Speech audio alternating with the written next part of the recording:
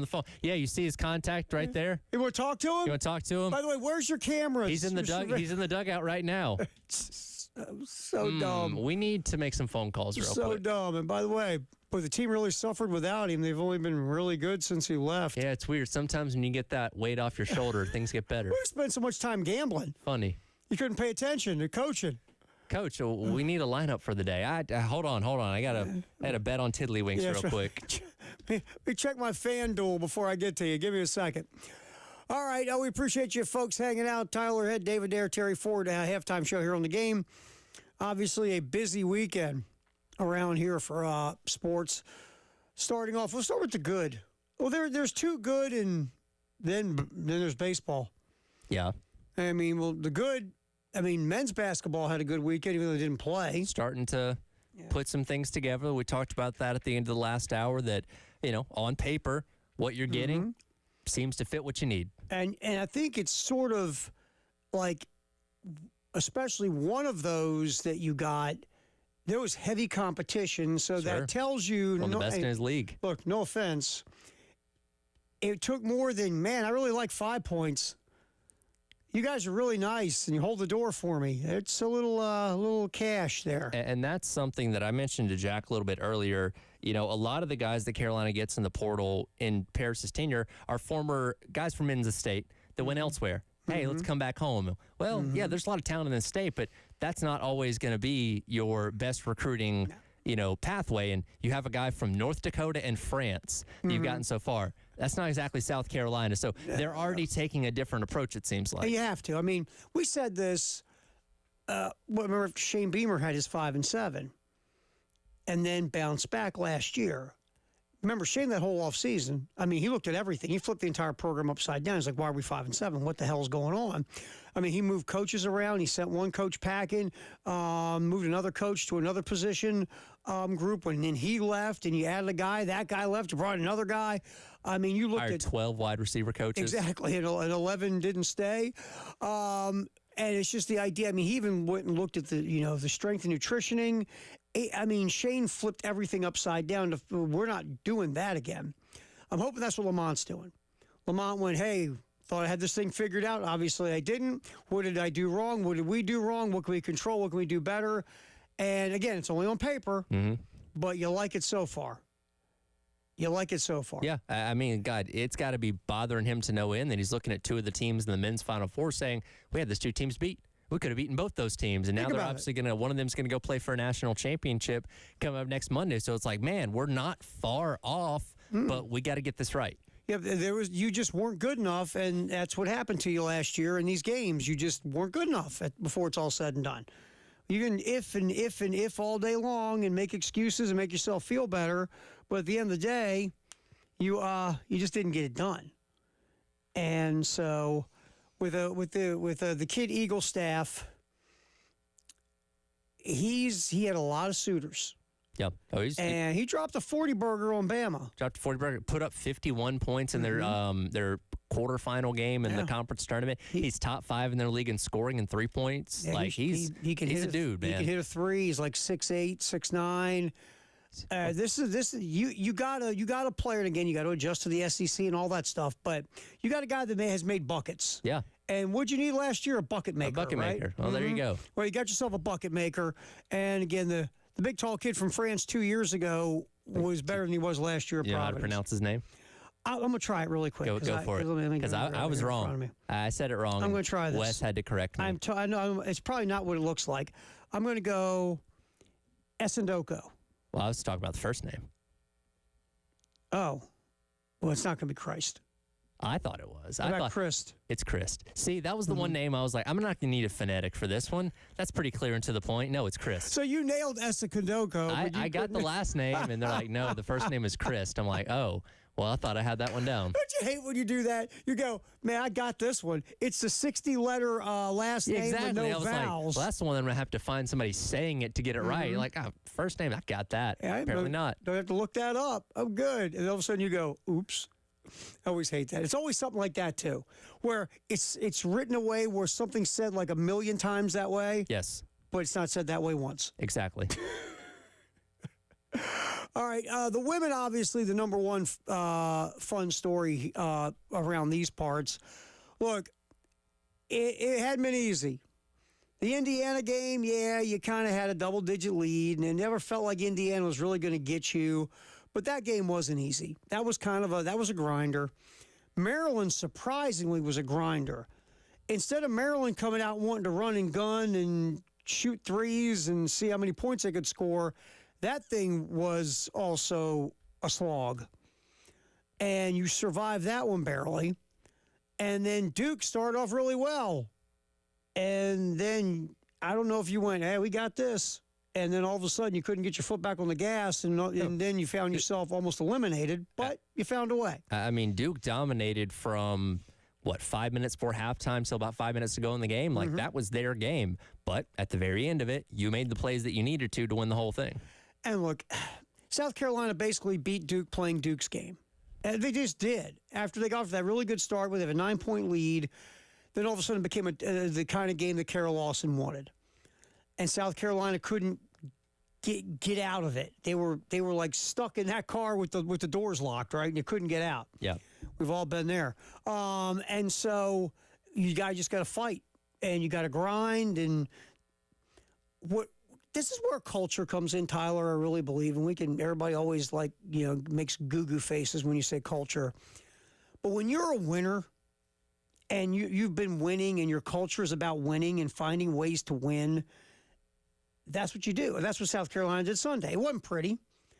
I mean, if they play like that moving forward into the Final Four, yeah, they might still beat the winner of Texas and TCU, but I don't think you can play like that and beat UCLA. Yeah. Or even UConn, for that matter, if UConn makes it. So, but that being said, give credit to Dawn and that crew.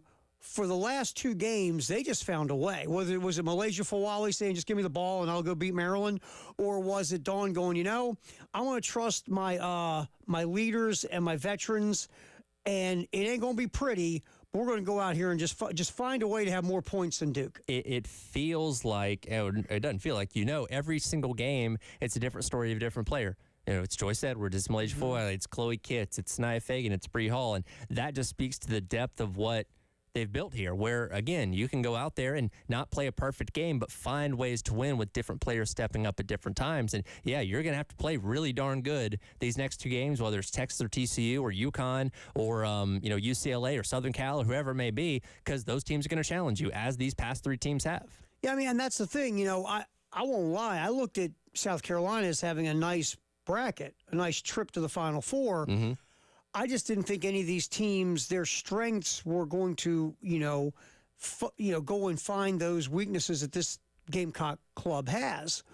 But I never saw this difficulty for South Carolina. I thought the difficulty would be the championship game, whoever they were going to play. Yeah. And I did, but again, to Dawn and that crew's credit, it wasn't the best these last two games at all. Sure. And they found a way. They just found a way, man. That's what you do. And I think that speaks to the competitiveness of this sport as a whole, because, even go back to last year, we knew it was going to be South Carolina and Iowa before the season even started. If I asked you to fill out a bracket in November of 23, you would have put those two teams playing for the national championship, and that's what happened. Sure, there were a few games that were tight here and there, and obviously Carolina had to get the buzzer beater from Cardoso in the conference tournament a year ago, but for the most part, they handled their business. I know Indiana kind of gave them a scare and all those kind of things, but this year's different. This year, there are literally, with the teams, you still have 6 teams left standing as of right now, all 6 very well could win the national championship by this time next week. Yeah, let's just face it. South Carolina, even though they brought so many people back, they don't have Cardoso, and that's a problem. It just is. So they're just not as good. But they found ways to win around that, right? Yeah. They found ways, like Chloe Kitts made a couple plays yesterday. And then you had Malaysia Fawali on Friday just say, screw it. I'm just going to – Maryland can't guard me. And – at the end of the day, you just find a way. And that's what, just the things that happened yesterday down the stretch. Defensively, South Carolina clamped down. They just did. And Duke couldn't get off a good shot in the fourth quarter. They only had a couple of really good looks in the entire period. And really, the South Carolina defense is what won that game. That and you do. If you think about this in life, when you are successful in life, you expect to find a way to be successful. when the gods of life are taking a crapper on you every day, if things are going well, what do? Okay, it's going well right now, but at some point, you almost don't want to get too happy, No. right? You're like, wait a minute, I'm enjoying things too much right now. A tree is going to fall and land on me. exactly. But that's what happens when you're successful. You never think that way. Right. You think You just expect it. This is what's supposed to Yeah, happen to it's me. what we do. I expect to be successful. I expect to win. I expect things to go my way.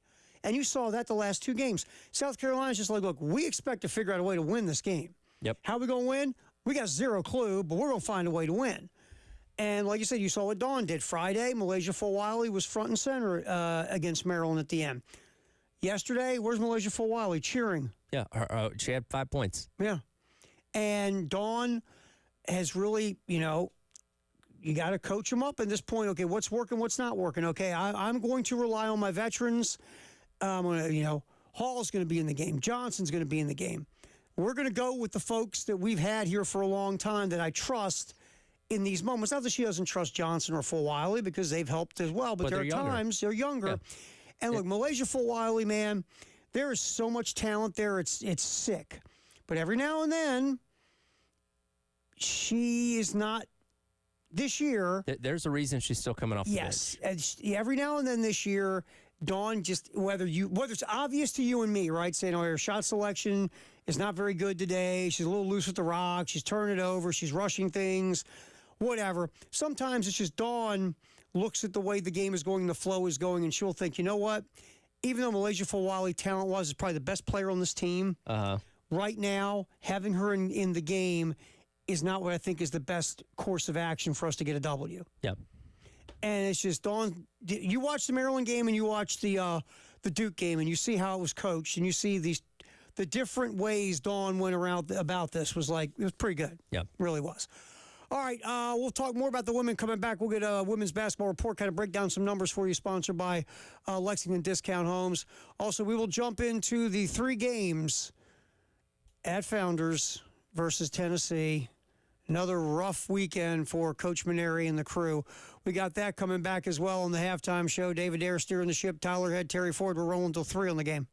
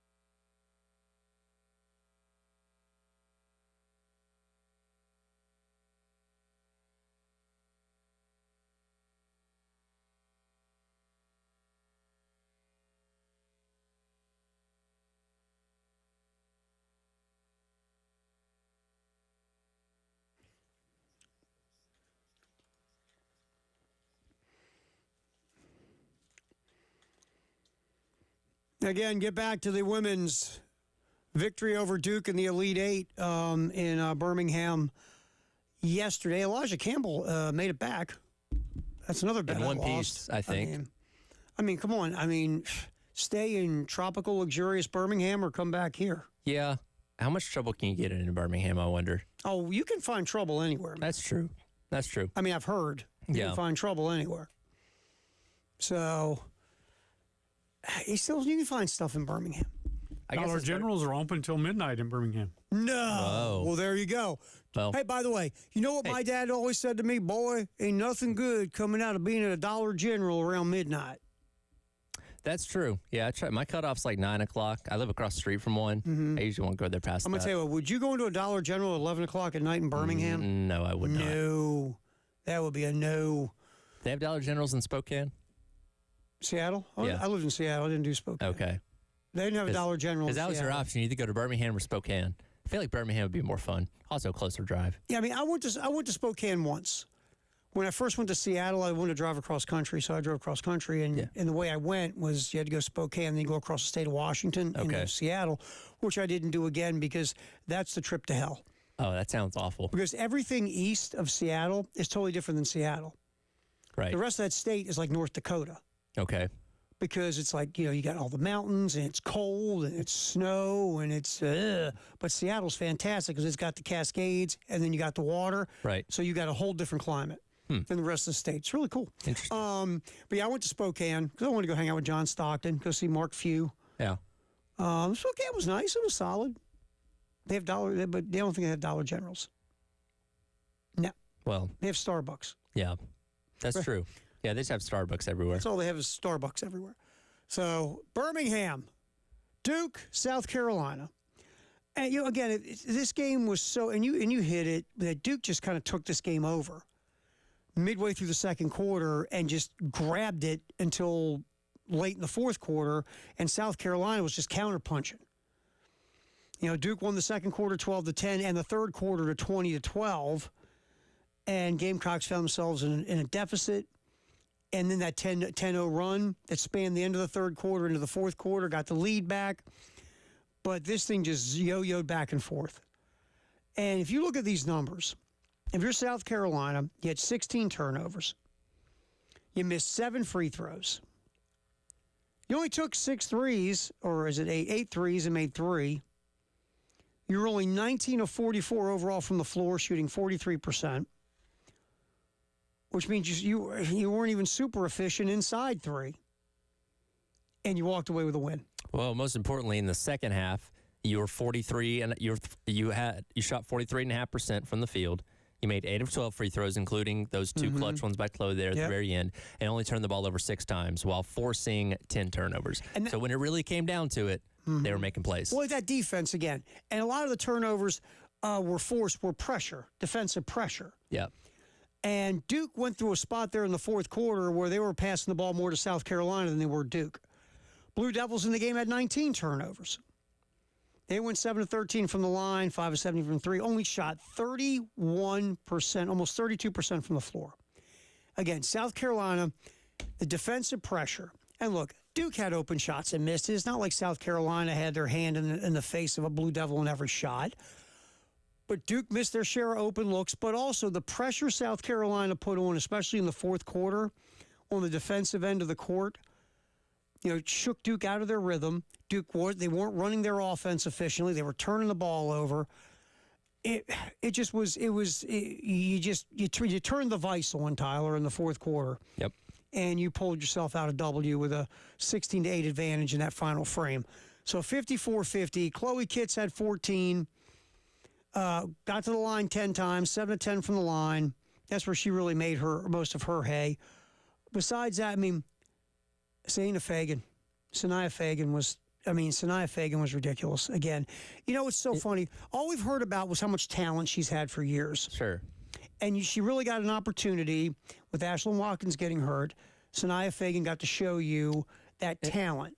And she's routinely getting matched up on the best on the other side. Toby Fournier was that option yesterday. And look, Toby earned 18 points, but she had to work for him. Fager made her, and Bree Hall as well, made her really work for those points. And, you saw it during the game where she, almost kind of similarly to what we saw Caitlin Clark do to Raven Johnson a couple years ago, she was giving her everything on the outside, which is like, if you're going to try and get in the paint, you're going to have to go through me. Like, that was the MO of her defensively in that game is, I'll let you bounce around on the outside. If you're going to come here and try to drive to the basket, you're going to have to earn it. Yeah, Fournier had 18 points but took 17 shots. Yeah, so she had to work for it. Yeah, and it was. And then Fagan also 12 points, 8 rebounds, 3 assists, 3 steals, 2 blocks. Now, there were 4 turnovers thrown in, which you'd like to get back, but that stat sheet, Sanaya Fagan really stepped up and hit a big shot in the fourth quarter. That little turnaround in the lane when South Carolina needed a bucket, that was huge. Yep. I'll say this, and I'm not a big go after the officials, go after the refs, go after the umpires. I'm not that guy. I thought the offensive foul on Bree Hall was crap. I thought that was a no call. Okay. I didn't think it was a block. I didn't think it was a charge. I thought that's a big call to make in that moment. And that's my thing too. And again, if she runs her over legit, you got to blow the whistle. I just thought, and look, I'll give Duke credit. Carol Lawson, they drew that up, sure, by the way, during the timeout. So I give Duke credit for stealing that foul. But watching that, and even watching the replay, I'm not saying it because we're sitting here in Columbia, South Carolina. I'd say it in general. To me, that's a no call. Mm-hmm. I mean, she came over, and okay, did she get there a split second before Hall made contact? Yeah, I guess. But at that moment, to make that call, where that call was so close, I thought, that might be a no call and play on. I don't think it was a block, but I don't think you needed to call it. I don't think you needed to call anything there if you were the official. So are you in favor of things being officiated differently in the final couple minutes? No, I'm not. I think that's a no call in the first quarter. Okay. I just thought it was a play. Look, if she is clearly there, just standing there for and just so you can count Mississippi 1, Mississippi 2, and then you run her over, blow the whistle. But she slipped in there right before Hall got to her to make contact. And yeah, I guess if you go watch the replay, did she slip in and get stationary? Okay. But I just was like, man, that's yeah. Yeah, and look, if it's a clear call, I'm not one of those people swallow the whistle at the end kind of guy. Sure. A foul's a foul. A penalty's a penalty. You call the game. I just thought that was a tough call in general. But and again, they were talking about how upset she was. Hall was so upset, and I forget which assistant coach for South Carolina pulled her aside and said, "Look, you got to go down. You got to go down and play defense. You can still make a play to win the game." Mm-hmm. And of course, Duke gets the ball, and when Jackson throws the air ball, who catches it? Hall. Yep. So, and look, I thought that shot. I thought that was interesting shot selection by Jackson of Duke there at the end too. I was like, well, you're only down a deuce. Yeah, might want to have that one back. Yeah, I mean, early in the shot clock. Yeah, early in the shot clock. You're only down 2. I would have attacked the basket because you were getting some calls. Yeah, you're going to get to the line at least. Yeah, that's what I thought. I just thought, take the ball to the basket and attack. She did that little step back, and that was. She was feeling it. She sure was, and she was. By the way, she was 2 of 7 before from 3 before that one. But anyway. In the moment, though. Yep. But hey, if you're South Carolina, you're happy she took it. Absolutely. Yes, you are. Survive in advance. Yeah. All right, real quick. Here's Dawn Staley. Let's get cut one real quick, Dave, from Dawn, talking about Duke's defensive strategy and how South Carolina was handling it. I think they were very effective. I thought that I thought they forced us into taking some bad shots that almost ended our season. Really, especially in the first half, and then the second half, I thought we tried to get the ball where it needed to go. Sometimes it disrupted that, but at the end of the day, I thought when we had to make plays off of broken sets, we did it in the fourth quarter, and I think that was the difference between them coming back and building the lead and us bearing down and making sure we win those broken play battles. Now, look, give Duke credit. Carol Lawson's done a really nice job at Duke. And, they're the 2 seed in the region. They had South Carolina on the ropes. They just couldn't finish the deal because, again, like Dawn just said, Gamecocks made the plays need to be made. But gotta give Duke props, man. Yeah. They're a well-coached team that play a certain style and a certain philosophy, and they totally got South Carolina playing in that style and philosophy. But again, you give the Gamecocks credit. Winning cultures find a way to win. They absolutely did. Off to the Final Four for the 5th straight year. Thumbs up. All right, now we'll get to baseball coming up in the next segment because that went on this weekend at Founders. It did not go well. We will go into what happened with South Carolina and Tennessee next year on the halftime show. David Aaron, Tyler Head, and Terry Ford, and we're cooking this baby till 3 on the game.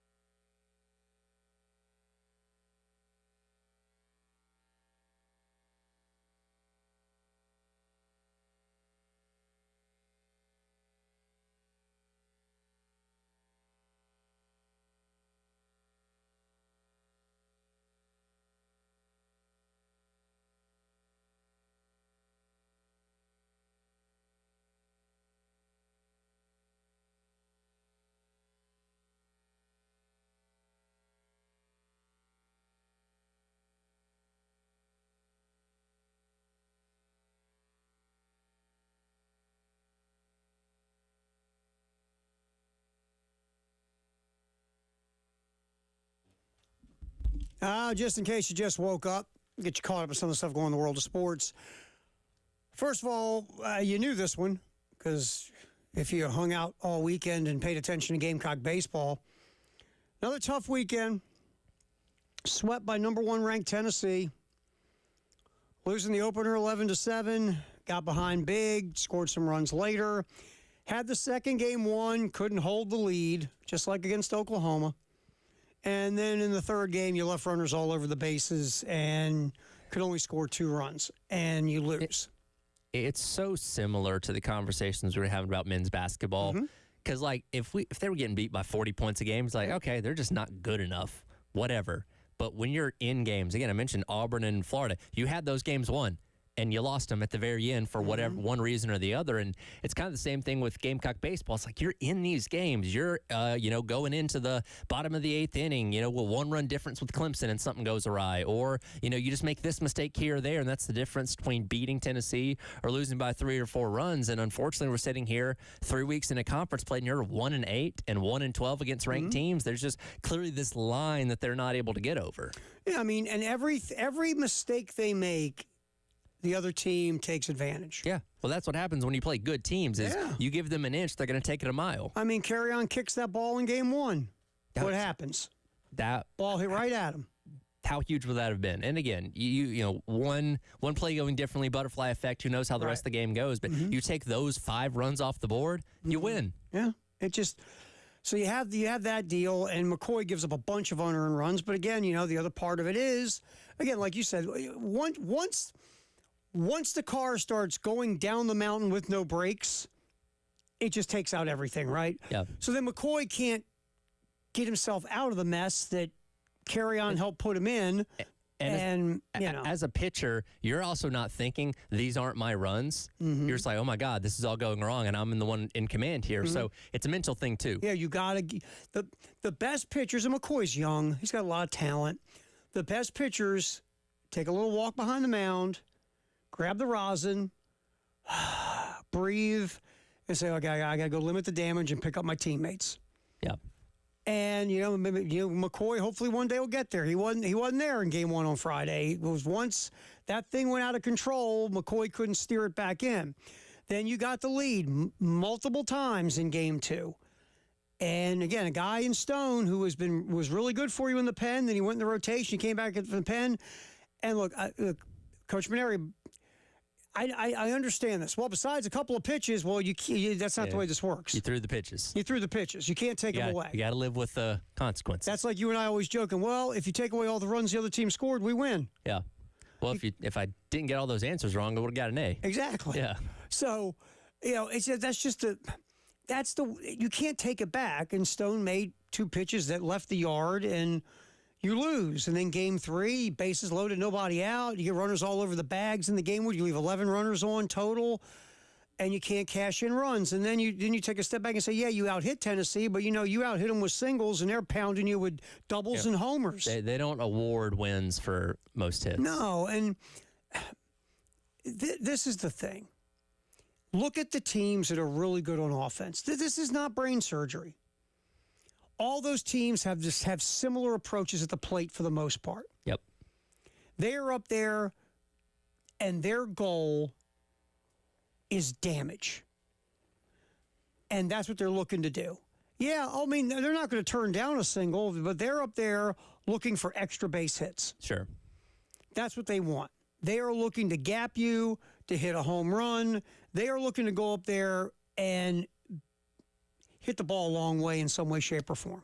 South Carolina in the SEC, and again, we're 3 weeks into conference play so far, they are 3rd overall in batting average, 14th in RBIs, and 15th in home runs. Yeah.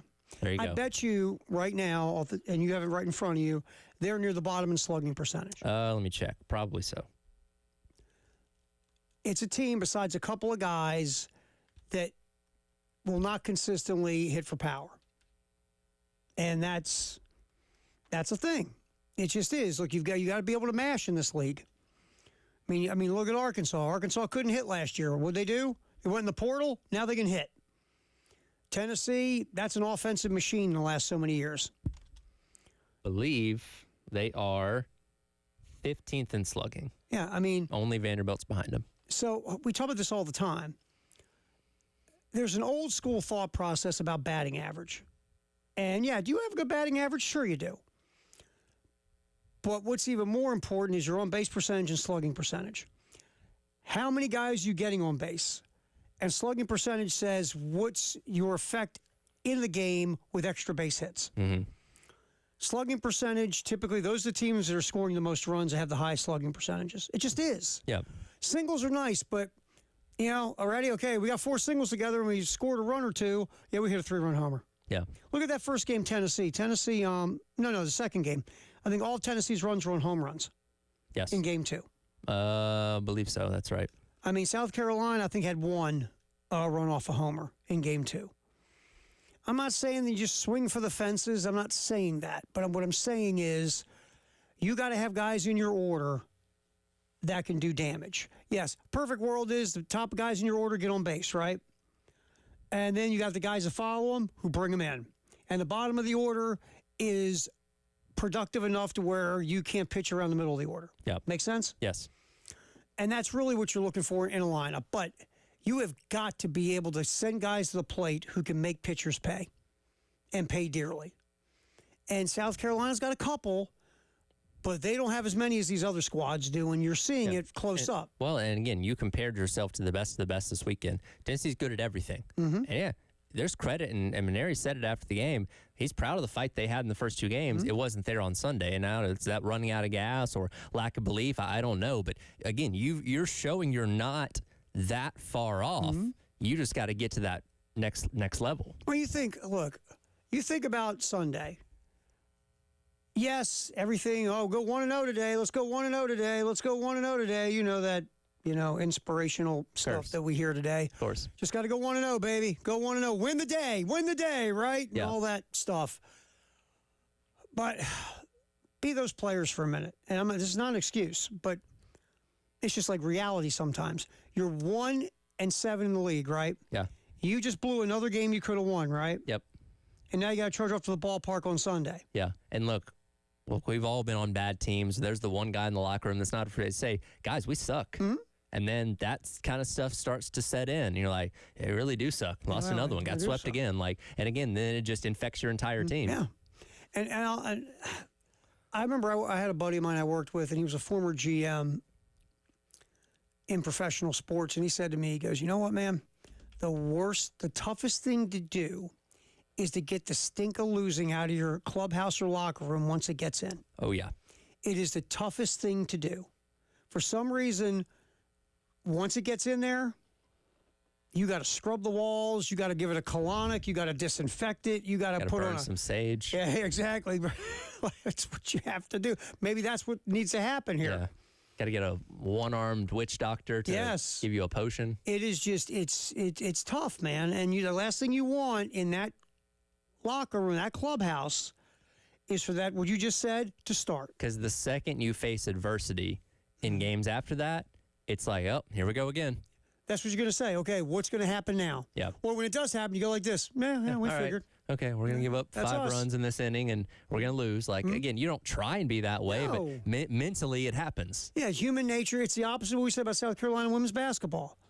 We'll find a way to win Yeah. because we're winners. Okay, we're down beginning of the fourth quarter. I don't know how it's going to happen. We're going to do it. We're going to do it. Yeah. The flip side is, okay, I don't know how we're going to screw this thing up, but we're going to do it, right? 3-run lead going into the bottom of the 9th on the road. All right, how are we going to give up 4 runs? How are we going to screw this thing up? And if you come out and the leadoff hitter hits a ball right at one of your fielders and they boot it, you go like this. There it is. There it is. Here Ding, we go. ding. Here we go. Ding, ding. You just can't help it. All right, hey Dave, let's grab a Paul Mainieri here real fast. Might have to save that for the other side. Oh, we are running out of time. We'll get to the other side. We'll Paul Mainieri also get a Firehouse Up text the hour, 803-404-6100 as well. It's a halftime show. We are cooking this baby up until 3 here on the game.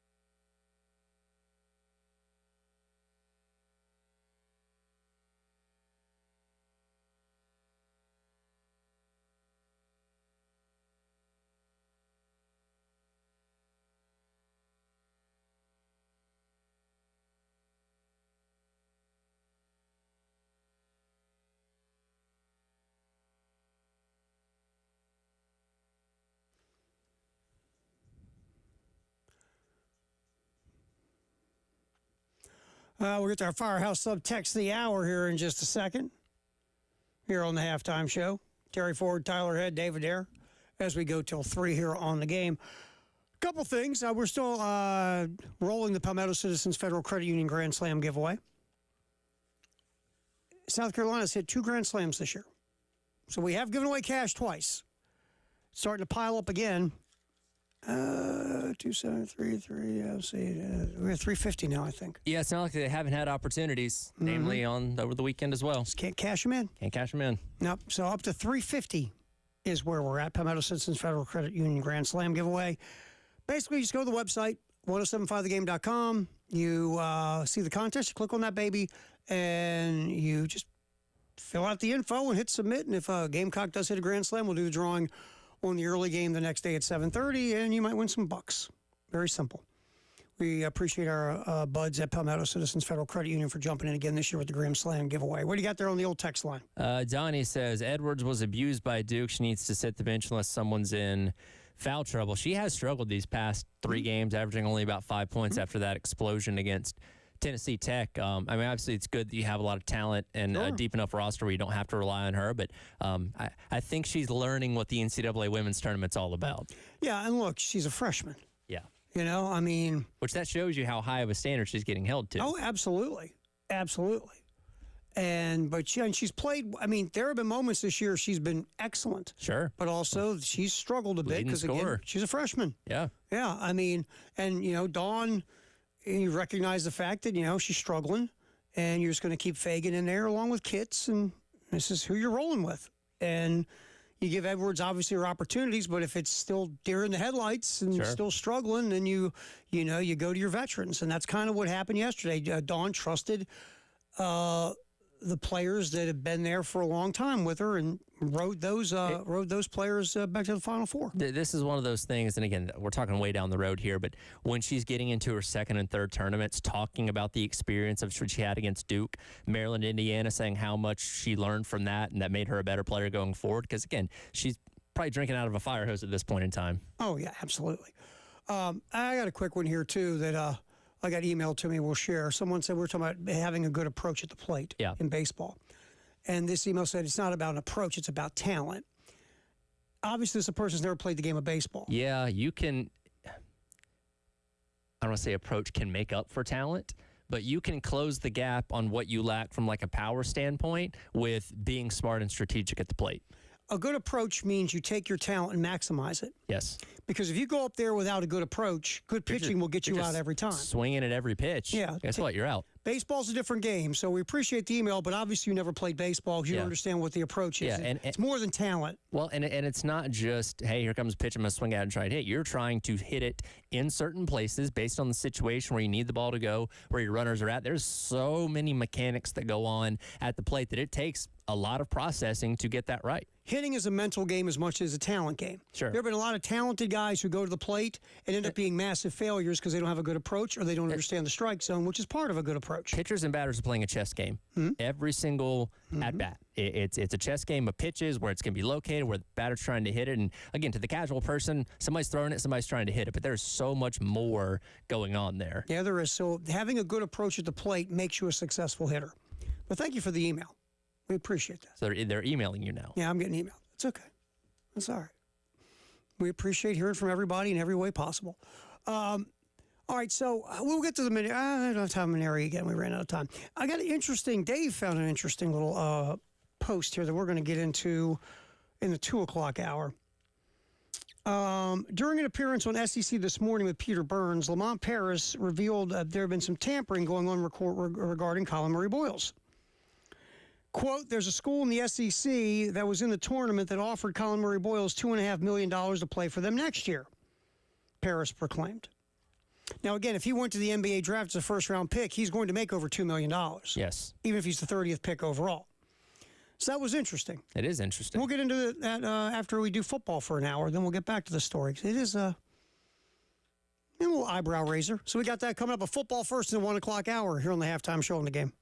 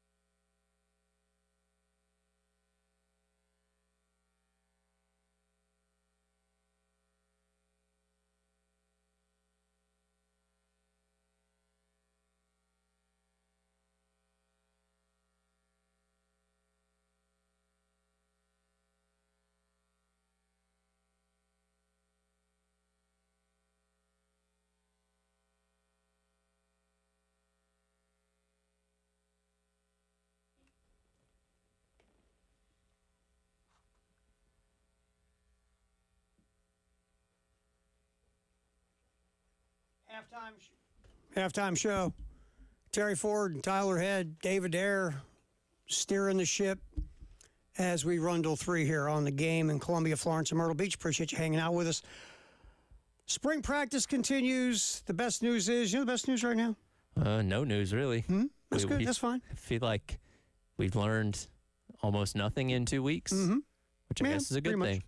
It is a good thing. You know, I mean, what Swain's academic thing is about the only Been it. notable. And again, that's not like, oh, he's not going to be able to play in the fall. It's like, oh, he's got an issue that they're working through, but hopefully that gets corrected. But other than that, it's all, I guess it's all hypotheticals at this point. The questions being asked to the coaches, hey, how's this guy looking? How's this room and all that kind Right. of stuff. And we're not getting like the concrete. Yeah, in this rep today, he did this and that and so on and so forth. A lot of general. A lot of general, which we can work with. And the best news is also there's no injuries, knock on wood, that have been bad. Everything's just kind of moving along. We hear little bits like you hear Xavion Hardy has looked really good. Sure.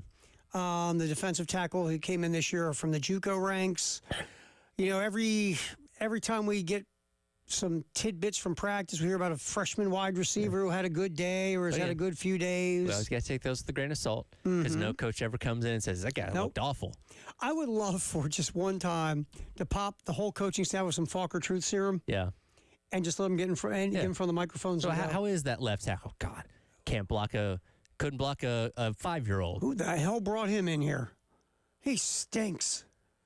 Can we get our NIL money back? I mean, you can't. I never don't get think that. we had a single wide receiver catch a ball today. I know. Spurrier did that for fun. You ever see that fake little presser he did? Go on YouTube and you can dig up Spurrier. Say he basically was doing that. Our quarterbacks can't throw, our receivers can't catch. And he's laughing. He actually was doing that for fun. That's very believable. That was good. One thing I think is interesting that we've heard about a little bit is Tree Babalati playing guard. Because, Tree quietly, when he did play last year, did a nice job. But, he didn't get a ton of reps. Remember, he felt like they were hiding him and putting the red shirt on him for this year. Sure. He didn't play a ton, but when he did play, he did a pretty solid job. So now you come into this year, it feels like with Tree practicing more at guard, it tells me at least right now they're happy with running with Kason Henry at tackle, and obviously Josiah Thompson's a left tackle. And they want to see the possibility of what Tree could do inside, because, again, that's where all the competition is right now, right? Sure. Yeah. Now, again, I'm like you. I'm not totally sold on Kason Henry moving forward after last year. Well, I go back. But Because I go back 2 seasons ago, and all we heard leading up to the 23 season was how good he was at right tackle. And again, he got hurt, 4 plays into the North Carolina game, so didn't get the run, that year. But when, last offseason, I felt like the same kind of positive vibes surrounded him, and goes out there and he's just getting run over. So it's like, okay, I'll believe it when I see it, unfortunately. yeah, I mean, they love him. All we hear about so much this coaching staff loves Kason Henry. That's great. I still need you to not give up sacks. Right, you got to produce. And he got, at the end of the year, he started to get better.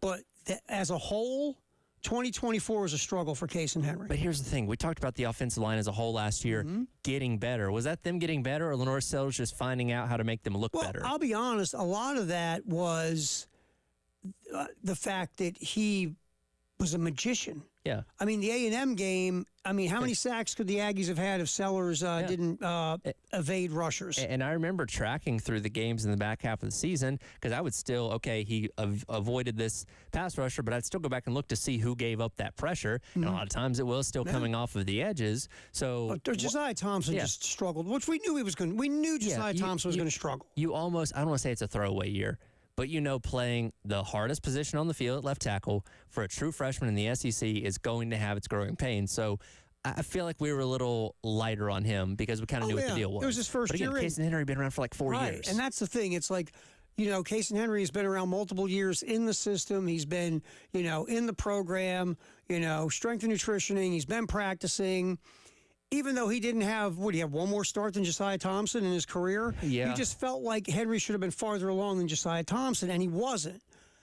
And You know, even though Henry graded out better, I mean, he had a pretty good grade in the bowl game, and that last game against Clemson, I think he graded out solid.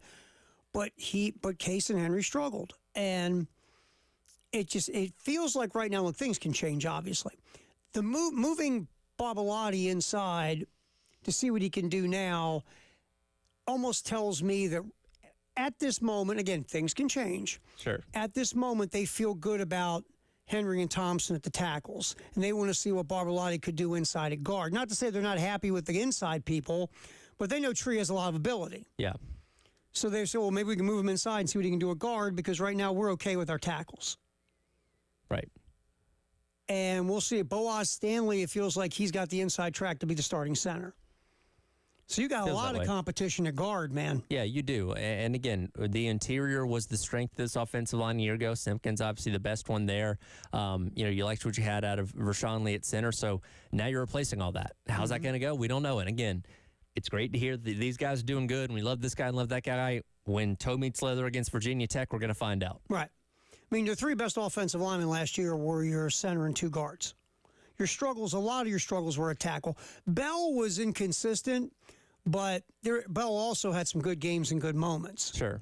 The tackles is where you really had to struggle. And again, we knew that coming in with Josiah Thompson. But it has to get better this year. Yeah. Because like you said, that free year is gone. If you're Josiah Thompson and Case and Henry, both of you, it's a step-up year for you guys. Yeah. Last year can't repeat. You got to step up this year. And we'll see what happens in the interior of this line. There's a lot of guys with a lot of potential. Three dudes have to shake out. And, last year with the struggles they were having, it's clear that they felt that those guys were the best options, because we didn't see a lot of shakeup on the offensive line. Because there's one thing saying, okay, Case and Henry's not working out right tackle, let's put somebody else in there, but they didn't feel like they had a better option behind them to go out there. So, okay, what's your depth look like this year as well? Because somebody could go out there and struggle. And if they struggle, do you have somebody else you think you can plug in that's maybe right there with them that might be the better option? If there wasn't an injury last year, and there's very little injury issues. I mean, Josiah Thompson got nicked up a little bit second half of the season, but you pretty much saw the same five guys. Now, continuity-wise, that's great, but Which you is also what got we to didn't have perform. the year before. Right. You also got to perform, but I think you hit it. If they thought anybody could have maybe been a better option than Case and Henry, then they might have put that person out there. And what's one of the biggest storylines of every recruiting class? This Great Wall of Carolina.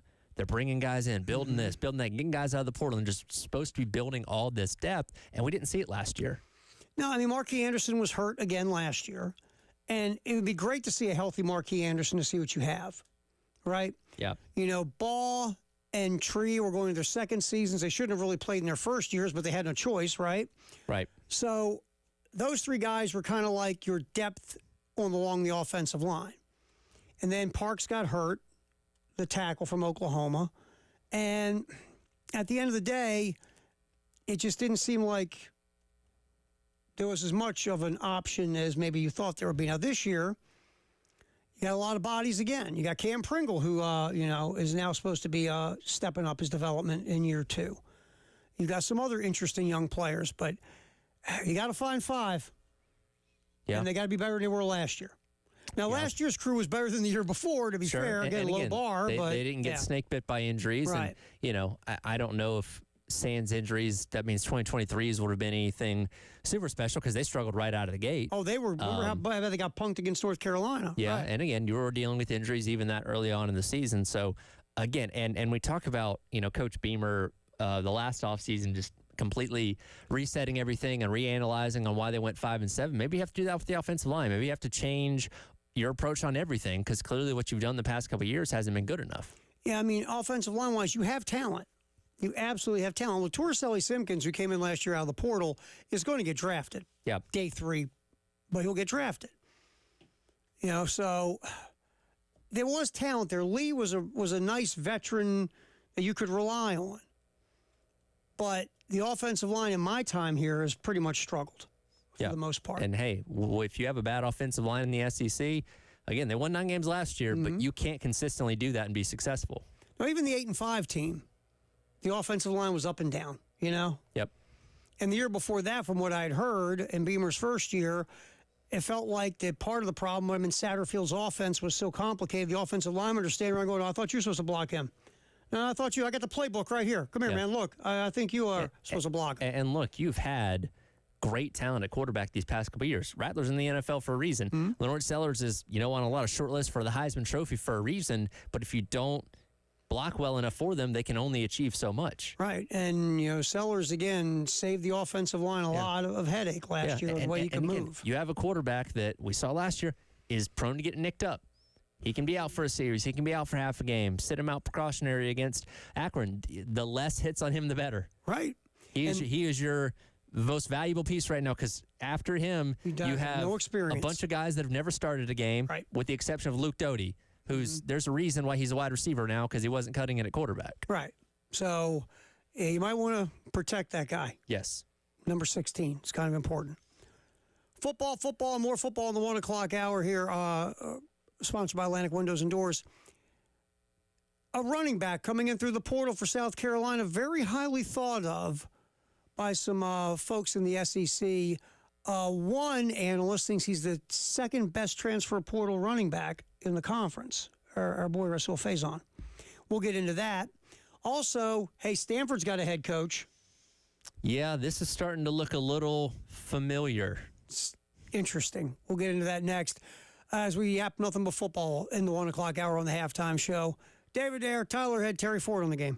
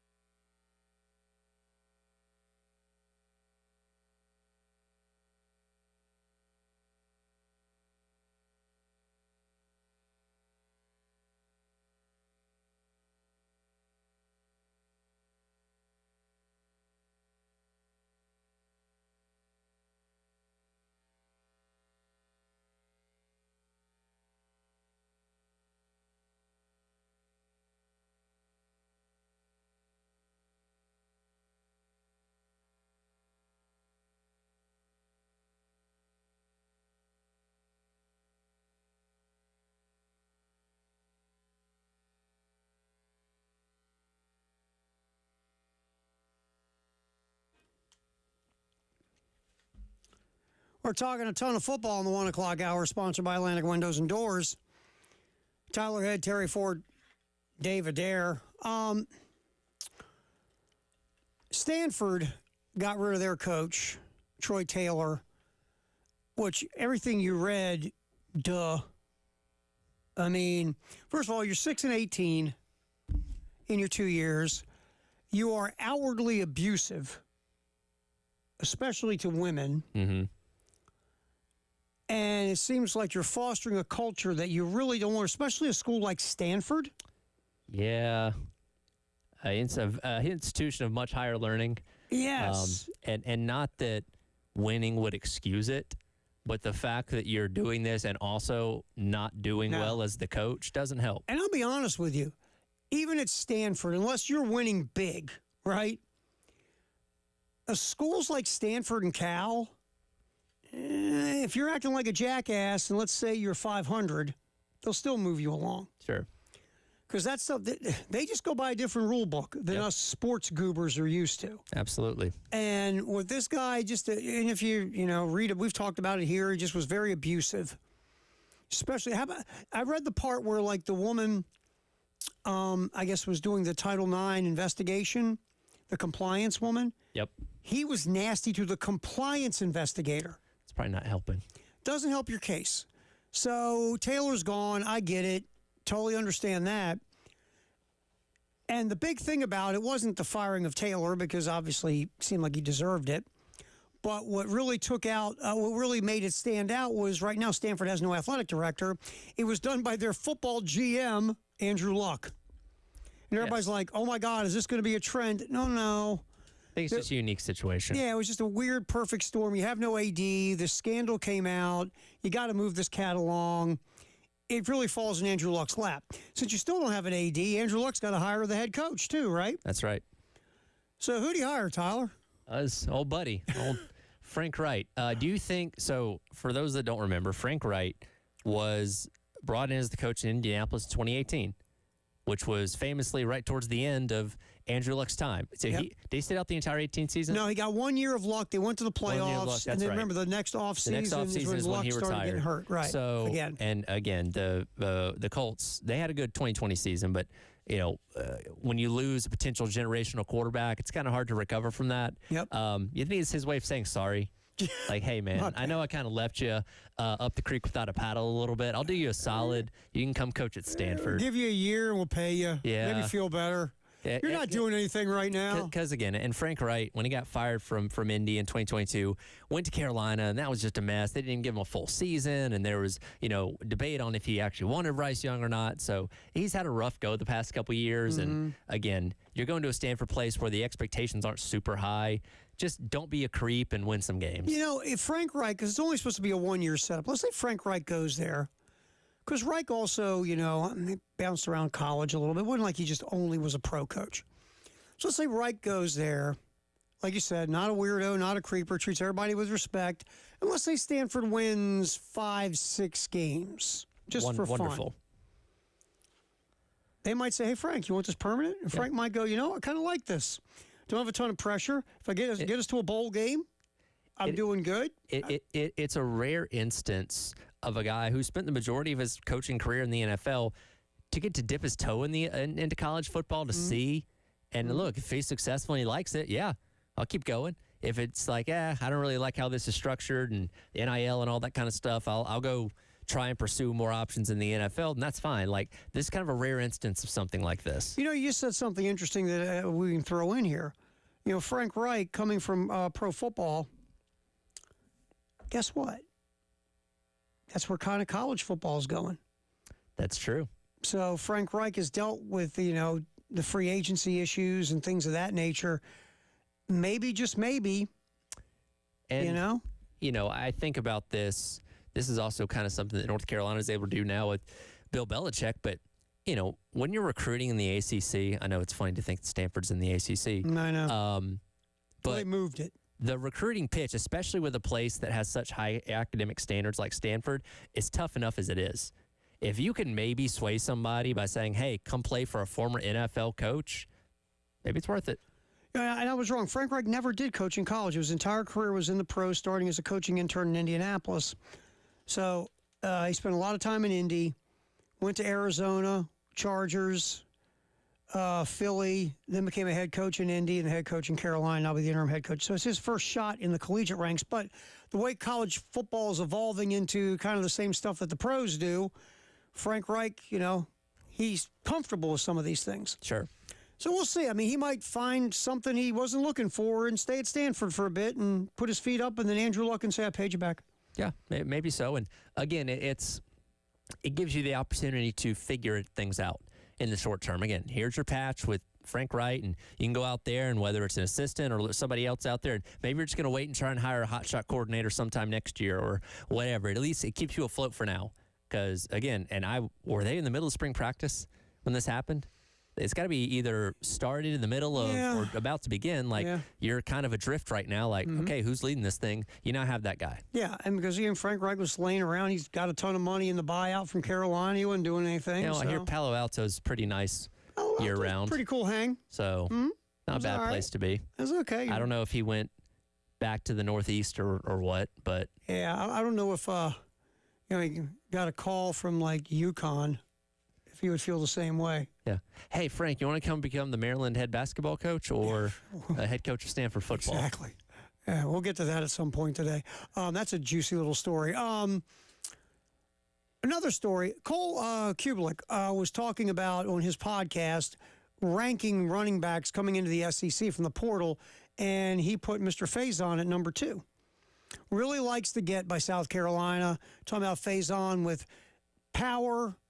He breaks tackles, runs over folks. He's a guy that can get to the second level. Not a burner, but he's a guy that can break you off some 20, 30-yard runs. And he's the second best transfer portal running back coming in the conference, he thinks, is Faison. He's very much in the mold of what Rocket Sanders was a year ago. Rocket just has more speed. Yeah, he's not going to kill you when it comes to running in a straight line, but he can run over you and through you, and that'll work too. Break tackles, if something's dead at the line of scrimmage, he might be able to wiggle his way into a 2 or 3 yard gain instead of 2nd and 10. You're back to 2nd and 7. And, again, he has popped his share of 10-plus yard runs. So Cole Kublik really liked the pickup of Faison. So, and of course, just you got to make sure that little eligibility thing is going to be okay. Everybody thinks it's going to be fine, but they seem to be confident it's not going to be an issue. Again, he is 25.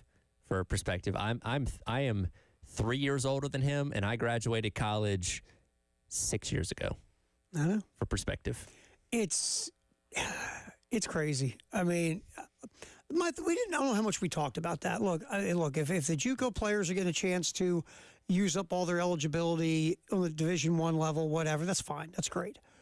But it is interesting. All of a sudden, you did play in college. Yeah.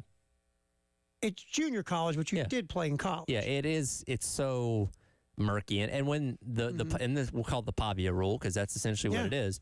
My question when that initially came out was okay, at what point do we start setting the line at D3? Yeah. D2, you played FCS for 3 years. That's not the same because you didn't have the same earning potential here. So now you get a guy that plays 4 years in FCS, then plays 4 years at whatever power institution, and suddenly we got 28-year-old seniors. And you'll really fix all this? You gotta say it. You want to? Collective bargaining. Yeah. Fix the whole thing. There's your shot for the day. Yeah. Collective bargaining, baby. I know that no one wants to do it. I know it's not as...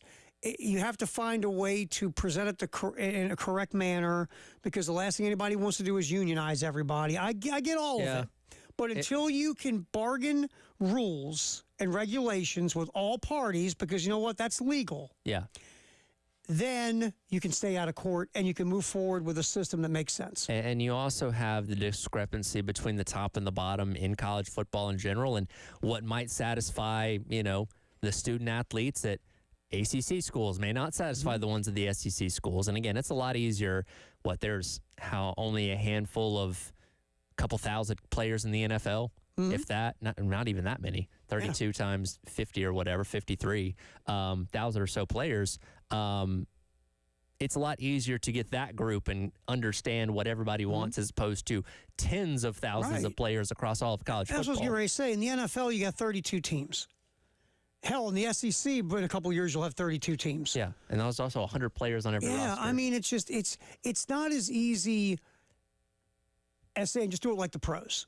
But you're going to have to figure out a way to put in rules and regulations that everybody agrees upon, that everybody signs off on, so you can get yourself out of court. Essentially, in the NFL, if we're just talking about the 53-man roster, you're accounting for 1,700 players.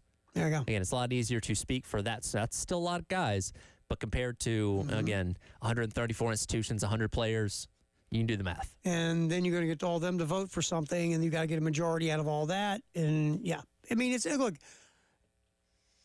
The problem with this was the door was just swung open, right? Yeah. Oh, we just let it all out. Yeah, It's like, okay, now what do we do? Yeah. What? That was that one my uncle because the farmer about letting the horse out. He goes, well, the horse out of the barn now, boy. We let Yeah. a whole fleet of horses out of the barn. You let the whole fleet of horses out of the barn without any comparable plan on how to wrangle those horses. No. You were not given any rope. You don't have any saddles. You don't have a crew of people competent enough to get a horse Right. to be contained. Basically, they were out of the barn. They looked at you and I and said, "Go get the horses." Yeah. Okay. I'll try. Just- Like, why do you keep getting kicked in the head? Well, I wasn't prepared for this. by the way, you're on it backwards. Yeah. Oh, my bad. That's a donkey, not a horse. Oh, I was wondering why he was so easy to catch. But so that's what you've done. And it's just going to continue down this way until you can, again, put together some kind of rules and regulations everybody can agree upon. And look, and here's the other part to make it even worse. There's a faction in this group that doesn't want that. Sure. Because the chaos is to their advantage. Of course. So throw that part in too. Yeah. Hey, it's easier said than done. Yeah, but you still have to find a way to collectively bargain this thing together somehow. All right, we do a lot of football in the 1 o'clock hour, sponsored by Atlantic Windows and Doors. Mike Tomlin, I like Mike Tomlin. Sometimes it's better off just not to say nothing. Know what I'm saying? Yeah. I get it. Sometimes it's better off just to say, yeah, we'll figure it out. We're in the middle of the process. We haven't gotten that far yet. We're doing our best. We're always trying to improve. I got a bunch of these. Oh, he broke out the book of cliches. Yeah, we'll talk about that next as we talk football in the 1 o'clock hour, sponsored by Atlantic Windows and Doors. Halftime show in the game.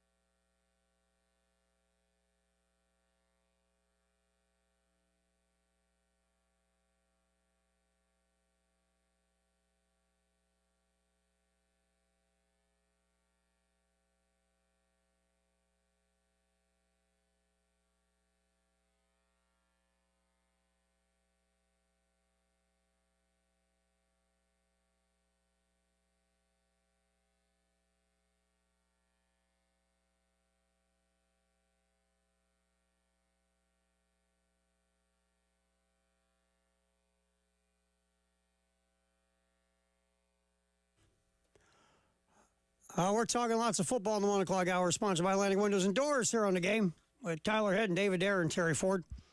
We're going to get this Mike Tomlin thing in a second. But first, we've talked a lot about the defensive backfield. What's going to happen is Jalen Kilgore going to stay in nickel. Is Jalen Kilgore going to go to safety and replace Nick Emanwari? Is DQ Smith going to slide over to take Emanwari's spot? How about some of these other younger safeties we've seen over the last couple of years? What's going to happen at corner? But the other corner we haven't really yipped about because it's some dude named Judge Collier who we believe will be the starter at corner. Yeah. And could he be the next man up in South Carolina corners who develop and eventually go off to the NFL? We'll find out. It feels that way. And again, that was almost, I think we kind of went into the offseason with that kind of being a given, like, oh, well, he's going to have one spot, and is it Cisse or one of these other guys that occupies the other spot, or what happens here? But that was one of the areas where you didn't have much question. And you're hearing Cisse's flying all over the place. Yeah, which again, we're not shocked. Kind of backs up what we thought about him. Now, the question is, okay, is he your traditional corner on the outside, or is he playing slot? Like, that's what you got to kind of figure out with him. All right, and here's Torian Gray talking about Judge Collier the other day. Made an immense jump just because, he works at it, and he's starting to get to the point now where he understands the game of football. He's not trying to learn the defense. So he's come a long way, and I'm very proud of him. He's done a great job in our off seasons to get bigger, faster, and stronger. And now that the football part's starting to become a lot more natural for him, I'm excited to see the growth that he's going to have this upcoming season. And that's the guy you're thinking, okay, we're good there. Right. And again, Judge Collier, last year, if you look at defensive backs, I mean, obviously Fortune was really good. Emanwari really stepped up in coverage. Kilgore stepped up in coverage as well. Collier was good. Probably not as good as those guys last year, but he still improved. The whole secondary improved last year compared to the year before. Part of that was quarterbacks were laying on their backs a lot. Yeah, just kind of looking at his numbers, really the only game that I'd say he struggled in was the Clemson game. Gave up 73 yards on 3 receptions there. But for the most part, he kept most guys in check. I mean, he didn't really get burned by anyone in particular. Yes, he was solid. I mean, again, Fortune's grades were great, Emanwari's grades were great, and Kilgore's grades were great. I mean, they were among the best of their position, like in the top 30 in the country. And again, when you're not having to run and chase guys for 20 seconds at a time, that helps. Really weird, isn't it? Yeah. So you're hoping Collier steps up even more this year and becomes even more of a plus at corner for South Carolina. But again, the rest of it, we'll see how it plays out. But you're hearing a lot of good stuff about Cisse so far, which doesn't shock anybody. And again, out of everybody in the portal, he's come in with the most production out of all of them. So until proven otherwise, you're going to assume he's one of your starters. All right, so as we continue to yap some football in the 1 o'clock hour, sponsored by Atlantic Windows and Doors here on the halftime show on the game, I like Mike Tomlin. I do. I do. I have a ton of respect for him. Love to hear him talk. Heck, I hear Tomlin talk. I'm ready to go play football. Oh, sure. He was it yesterday? Or over the weekend? I want to say it was over the weekend because they're at the league meetings right now. And but by the way, it's weird to see Tomlin dressed in like regular people clothes. It's weird to see him without a hat. I know the hat was off. He had like a button-down shirt on. I'm like, who the hell's that guy? That's Mike Tomlin. I was like, is this a wedding, funeral? What's he dressed up for? I know. It was like, because you figure in his closet, all he's got are like those Steeler he's got a Steelers shirts. Hat, and he's got, a jacket. That sweatshirt. Jacket, whatever he ends up wearing. And that's his. He's one of those guys, like, Steve Jobs wore the same thing every single day, so you don't have to think about it. Like, that's Mike Tomlin. He knows exactly what he's going to wear every single day because it's the same thing. His whole closet's full of them, too. He's got like 20 of them. Because the 3 seconds he's thinking about an outfit is 3 less seconds he's focusing on football. Right. And look, Mike Tomlin, in the situation the Steelers have had the last few years, for Tomlin to drag them either into playoff contention or into the playoffs is a pretty good job, to be honest with you. But I would say, I don't think we're going to learn how great he is until they move on from him. Oh, yeah. Whoever comes in, it goes like 5-12 or whatever. I say that just, because again, I'm a Ravens fan, and, I blab back and forth with some Steeler fans who I know. And most of the sane ones say this: we can't lose Tomlin because then we're really going to suck. Yeah. Because most of them understand. There's some who are just, look, there's some people who just get tired of the same thing after a period of time. Fresh. They want something fresh.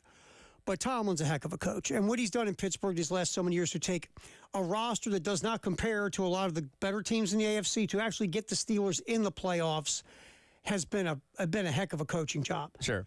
Well, God love Mike. Over the weekend, he actually looked at somebody with a straight face in the media when they were asking quarterback questions, because there's a huge quarterback question in Pittsburgh. Yep. There's still the talk, is Aaron Rodgers going to come to Pittsburgh or not?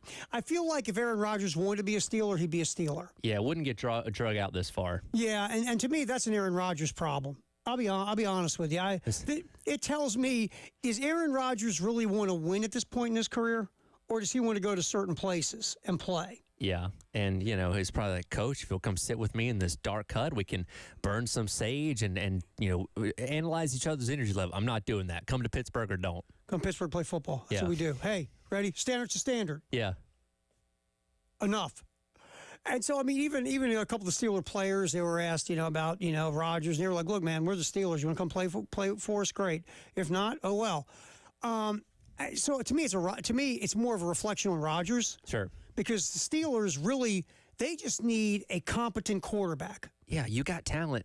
You always have a good defense. You just need that guy to take you to the next level. And look, they thought that maybe that could be Russell Wilson. It wasn't. Obviously, Justin Fields, very talented, very athletic, wasn't that guy. You just need that next level of quarterback that you've not had since Ben Roethlisberger was in his heyday to get you there. I mean, you've added DK Metcalf in the wide receiver room to go with George Pickens.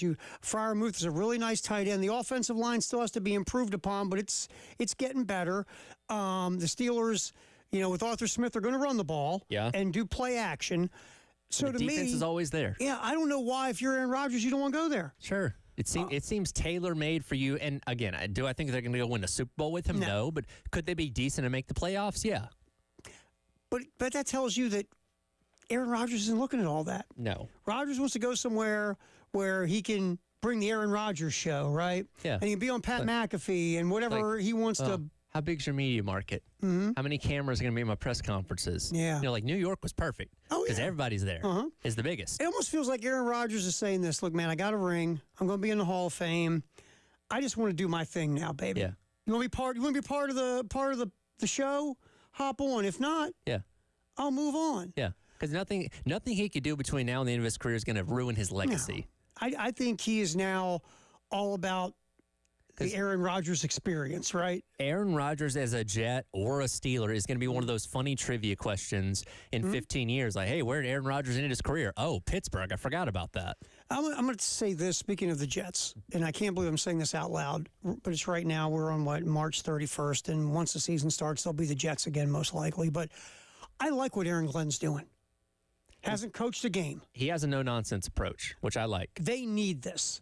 After that dumpster fire of a bad off-Broadway burlesque show that they were doing the last couple of years, they brought in like an adult. There's an adult in the room now. Yeah. Is it going to translate to a lot of wins? I don't know, but I know this.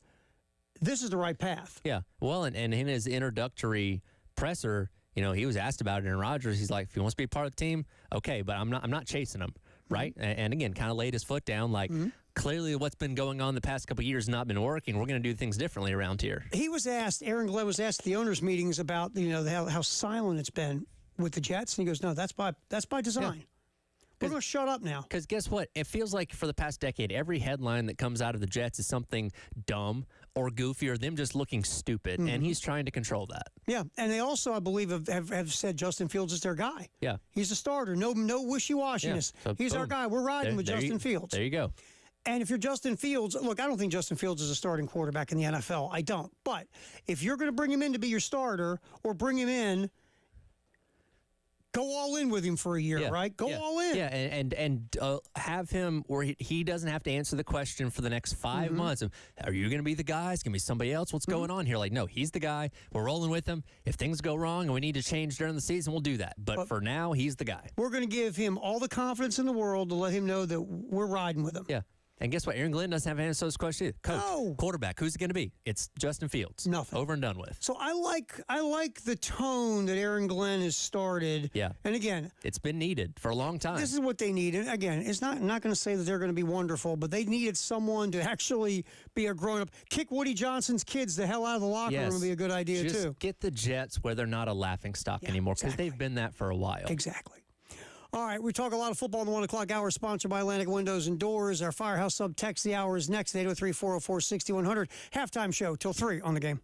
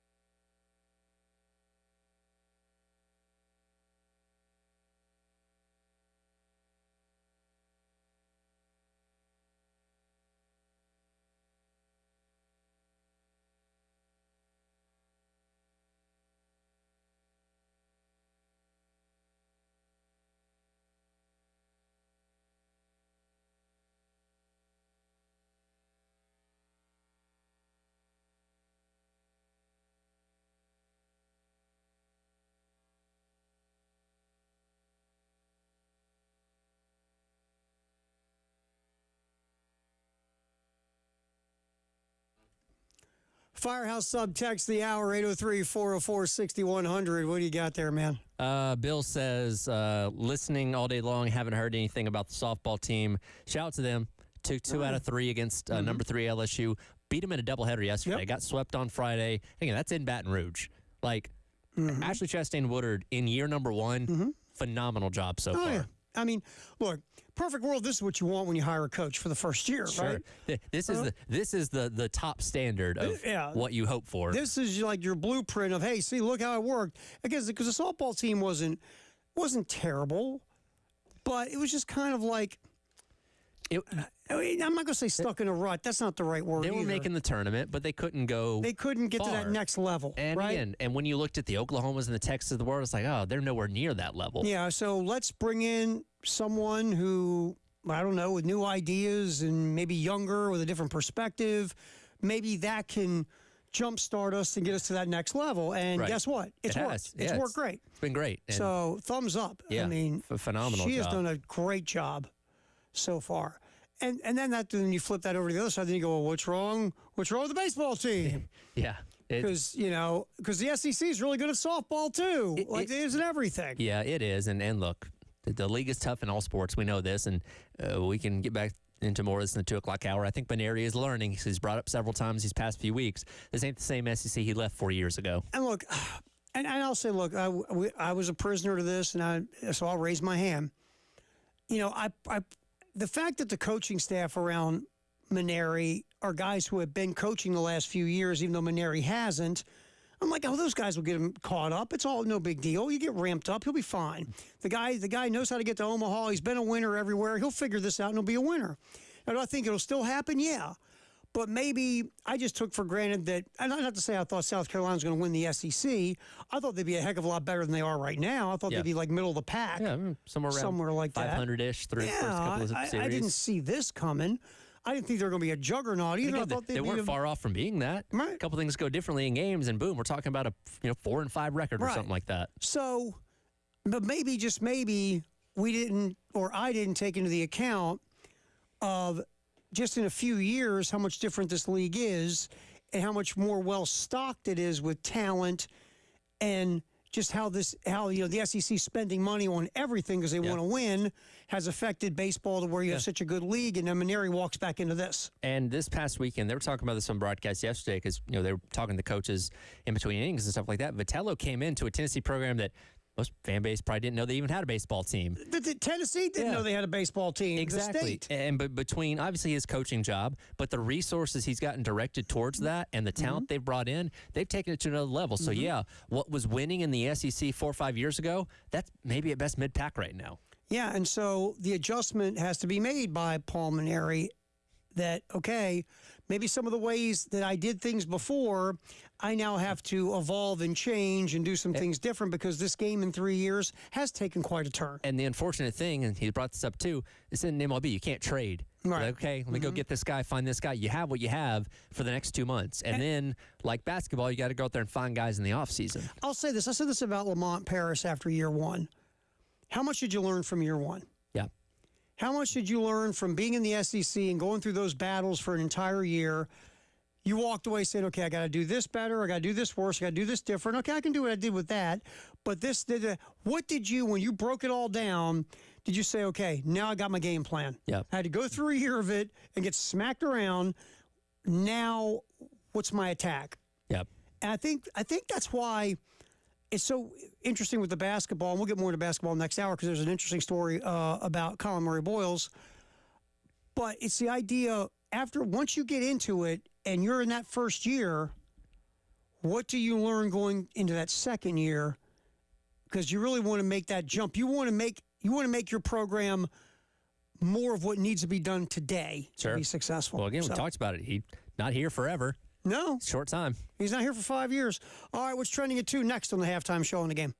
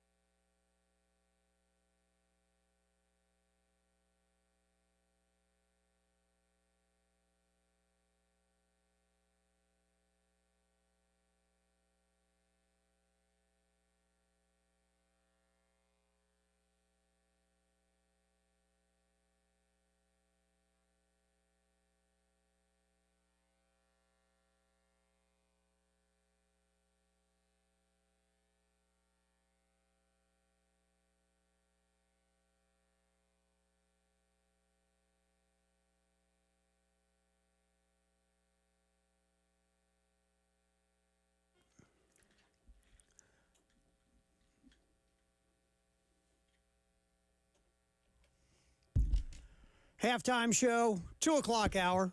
What's trending at 2, sponsored by Traditions Fine Jewelry and Gamecock Traditions. We have our over-under contest with Gamecock Traditions, and let me give you the over-under for the week. Here, Tyler, here, I have it. Is this something to do with the Final Four? You are like Nostradamus. You are a wild I'm man. just going to take a wild guess that baseball's not giving us a lot to pick from right now. So let's go with the sport that is having a lot of success. All right, over-under for this week, and you go to 1075thegame.com, click on the contest, click on the link, and pick the over-under. And if you get it right, you go in the pool of the folks who got it correct. And out of all those, Gamecock Traditions will pick out someone who wins a Gamecock Traditions gift card. Over-under for the week, Chloe Kitts points in the Final Four, 21.5 over-under. Now, this is across 2 games, theoretically. Yes, theoretically. Okay. All right. Or maybe in one game she scores 23. Well, But really, theoretically, it's 2 games. theoretically, it's over 2 games because she can score 23. If they lose, then they're not playing It's for over, a national right, championship. exactly. So her over-under for the weekend, 21.5. Because even though I think they should get past Texas or TCU. They should. I think they're going to play 2 games. Now, again, if they get UCLA, UConn, I think UConn beat Southern Cal without Juju Watkins. Yeah. I could be wrong. Southern Cal getting this far. I'm very impressed with the Trojans. They're holding their own. But I think that championship game is going to be the test. I think they can find their way through TCU, Texas, but it's going to be that's the one that's going to be, that could be where things get sticky. So I think there are going to be 2 games. I think we all think that. I will go over the number on 21.5. I think so, too. And again, this tournament so far, it's been different players every game. She had her double-double against, Indiana last weekend. She obviously made those big free throws, yesterday against Duke. So she's had her moments. And that's the funny thing about this run so far. Nobody stood out as, the player. You know what I mean? It's somebody different every single game or a collection of different players, which is good. That speaks to the depth of your team, that it's not just, if, like years past, if Cardoso is not doing anything, then, we're not good or something like that. If Kitts isn't scoring, then nobody is. You have depth. You know what I mean? Yep. Which is great. And with Kitts, though, it feels like, and it's not every game, but there have been X amount of games this year where she has been the huge factor in the fourth quarter or in the last 5 minutes or whatever the case. So I'll go over the number because that would be averaging roughly 11 points a game. Yeah. And Dawn talked about this a little bit yesterday. It feels like she's been around forever. I know. But it's really been 2.5 years because she came in, reclassified, came in halfway through the season 2 years ago and got a lot of experience, got knocked around a lot, but it was valuable for her. And again, now she's not a senior, but she feels like an elder statesman. Feels like she's been around forever. You're right. Exactly. Feels like she showed up with Dawn. Right. It's like Chase. So I'll go over the number with Chloe Kitts on that. So that is our Gamecock Traditions over-under contest. You can go to 1075thegame.com, click on the contest, and just follow the instructions and get in on it, and you might win yourself a gift card from Gamecock Traditions. All right, Dave Adair, our investigative reporter. Fresh paper and everything. Fresh paper printing out. I'm going to leave the story printed out for Jay because he loves when Dave prints stuff out. Printed out one for both of us. In fact, Dave, maybe you should print out an additional one just for Jay. Yeah. So we can have 3 in here. Yeah. Oh, good idea. I already made one for Elijah. No good. You make one for Elijah. Perfect. Make one for Jay. We'll round it out, even number, go 4. There's an update, too, with two new paragraphs. Well, then you need to probably Wow. print all that out too, Dave. Yeah, absolutely. Absolutely. Maybe 4 or 5 copies of But it. wait till Jay gets here. That way he can watch you run the printer Dave, actually, print out the entire transcript of the show. and give about it to that? Jay. Give it to Jay. That's a good idea, in case he missed some. Because sometimes he's busy. Sure. All right. According to, let's see, SEC this morning, Lamont Paris was on the show with Peter Burns, and Lamont Paris revealed there had been some tampering going on regarding Colin Murray Boyles. Quote from Lamont: "There's a school in the SEC that was in the tournament that offered Colin Murray Boyles $2.5 million to play for them next year." Okay, I mean, and in this article, it's a bombshell. Is that really a bombshell? Let's go back 10 years ago, right? Let's think about that from the context of, the NCAA, all their rules and procedures are still legal. This would have been like front page headline news, scandals afoot. Who is it? What's going on? Now it's like, yeah, makes sense. Oh, wait, only $2.5 million? That's all they offered them? They couldn't do better than that? How much rev share they got? Exactly. How much collective money they again, got? This is just kind of like, and we don't get number figures as much because, again, it's not open to the public like league contracts in the NFL or NBA or whatever it may be. But, when you see this, you're like, yeah, it makes sense. I get it. Yeah, I mean, look, let's be real here. You almost, in college athletics, especially football and basketball, heck, baseball too, and in some parts of the country, you almost have to hire a director of tampering Yes. because everyone's tampering.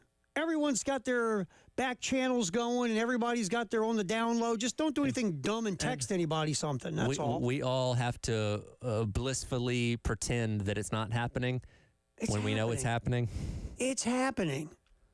And if you're smart, I mean, you can't have somebody who's going to get you in trouble, Sure. but you got to have somebody that knows their way around the dark edges, right? Right. But everyone's hiring that guy, and everybody's tampering in some way, shape, or form. They just are. And so hearing the story, you go, okay, Colin Murray-Boyles is going to be a first-round pick in the NBA draft. He's going to make at least $2 million. If he was the 30th pick in the draft, he'd make over $2 million, like 2.1.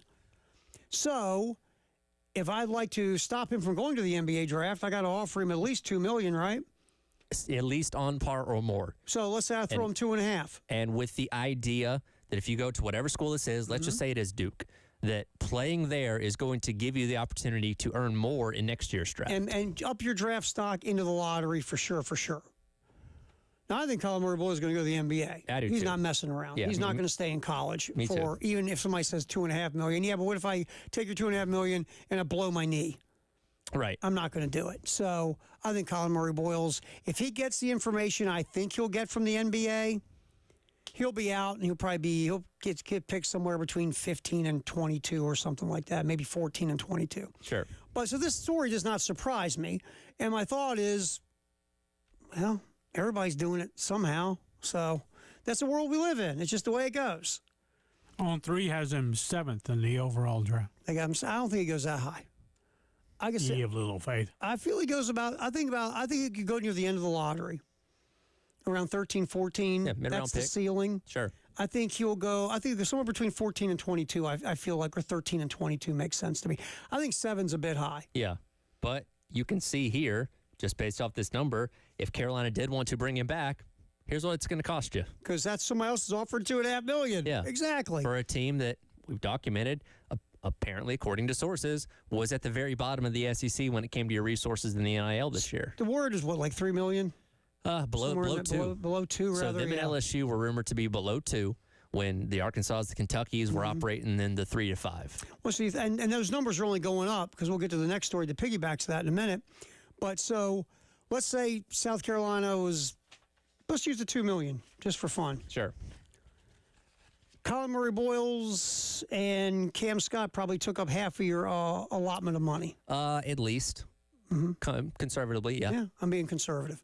So that's why you got to up your game now. And I think if you see what South Carolina has done in the transfer portal recently, or like over the weekend, it feels like there's more available money here now. Yeah. Because it's only going up, Tyler. Sure. It's only going up, man. And you're bringing in guys, so far, it's only 2, that have high upsides, right? Again, these aren't, you didn't know who, Trayson Eaglestaff was before his name popped up, more likely than not. But if he can come in here and give you the same production he had in North Dakota, he's going to be a really good player. Same thing with Esadoko. You know what I mean? You weren't paying attention to what he was doing at Providence until you saw his name pop up on Gamecock Central. But if he can live up to what you think he can be, he'll be a good player. And that's kind of what you're doing right now. And the money you put out to get a guy from North Dakota who can score, a lot of schools were on him. Sure. A lot of schools.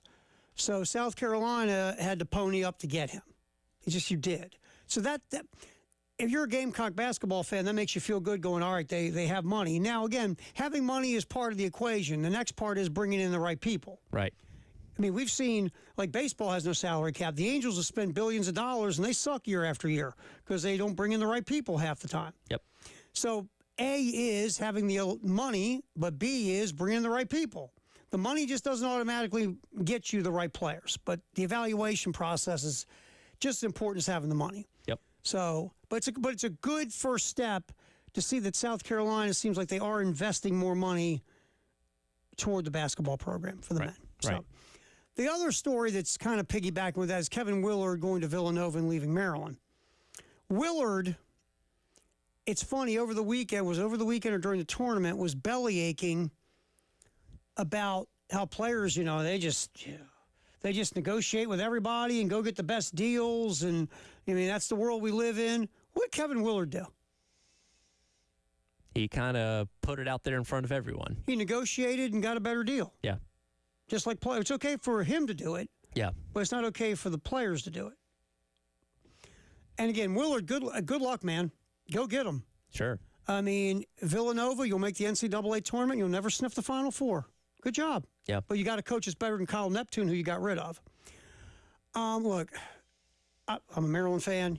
Kevin Willard got trips to Sweet 16 this year. Thumbs up. Guess how many trips to Sweet 16 that makes for Willard in his career? 1. Yep. This is not losing Mike Krzyzewski or Dean Smith. Sure. Or Bill Self. Okay, go. But the thing about it is Maryland, here's what Willard did for Maryland. Willard is now going to make Maryland spend a lot more money on basketball because they have no choice. Sure. And according to the president of the school, they were prepared to go to the $6 million range on the revenue share for basketball to keep Willard. Mm-hmm. And the word was they were going to make Willard one of the top 10 highest paid coaches in the country. Take that contract. Yeah, and give it to Buzz Williams. Yeah. And you get Buzz Williams. Yeah. Because there's a rumor that Buzz Williams wants the job. So in a way, Willard on his way out kind of set the Nets guy up for success, potentially. Yeah, basically, because now if you're Maryland and you leak the info, you didn't leak, the president of the school said we were prepared to go to be one of the highest rev share schools in the Big Ten for basketball. Okay, and then the word was on the do that for the coach that deserves it. And look, Buzz Williams has made 3 Sweet 16s, an Elite 8. He's doing a nice job at A&M. They haven't really had a lot of success in the tournament yet at A&M. Yep. I would take Buzz Williams in a heartbeat over Kevin Willard. Not even close. So if you end up getting Buzz Williams out of this mess, Hey, that's great. good for you. And I think Buzz Williams, a lot of these guys, and I don't blame a basketball coach, A&M's a football school. Mm-hmm. It's always going to be a football school. Yeah, they got a ton of money, but they'd rather spend their ton of money on football. I think you go to a place where basketball matters a lot more. And I think that's a pull. Because remember, Buzz Williams was at Marquette where basketball mattered a ton. Yep. So he knows what that feels like. But again, think about it. $6 million-ish will put you to the top of the Big Ten. And the SEC goes, hold my beer. Sure. Before it's all said and done. This is where it's going for basketball. Yep. And football says, wait a minute, we should get more of the money. And then you got baseball programs that are really good around the country going, wait a minute, we got to get players. You got Dawn Staley sitting here across the street going, we're the best women's basketball program in America. What are we getting? People think the collectives are going away, right? They're not. No, they're not. In fact, they might become more important than ever Well, with we just revenue went sharing. over. Think about it. Because, again, everybody's going to have a baseline of money Mm-hmm. that, hey, you come to any school, you're going to get X amount of dollars for playing this position in this sport. How are you going to make it more worth my while? Right, and the other part is, too, you got to get all these schools to spend up to their $18.5 million. Yep. Not all of them want to do it. So the collectives ain't going away. Collective might become more of your friend than it was before, just saying. Yep. All right, what's trending at 2, sponsored by Gamecock Traditions and Traditions Fine Jewelry. We will hop back in. Let's get to some sound from Dawn Staley and Paul Maneri over the weekend. Baseball didn't go well. A sweep at the hands of Tennessee. Women's basketball, a 5th consecutive trip to the Final Four. We'll hear from those two coaches coming back on the halftime show with David Ayer, Tyler Head, and Terry Ford till 3 on the game.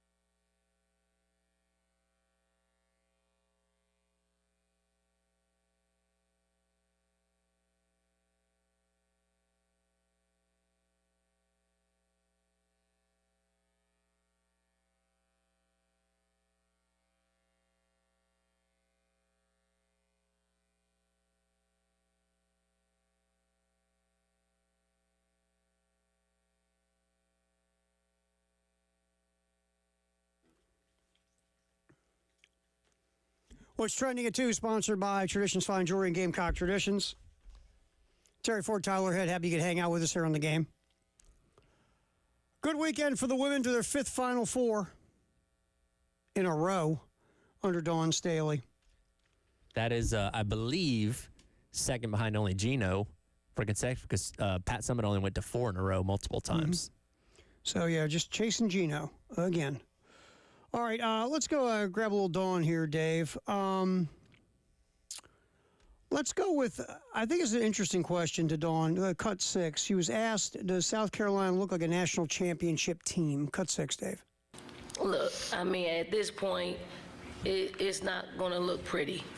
Okay, it's not. There are stretches in each game that is not going to look pretty. If you watch all the games, you know, maybe the score at the end of a UConn game is not indicative of how it looked in the first 2 quarters.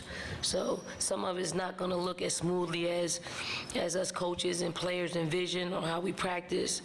But you certainly have to get down and play the kind of game that's presented in front of you, and we'll do that.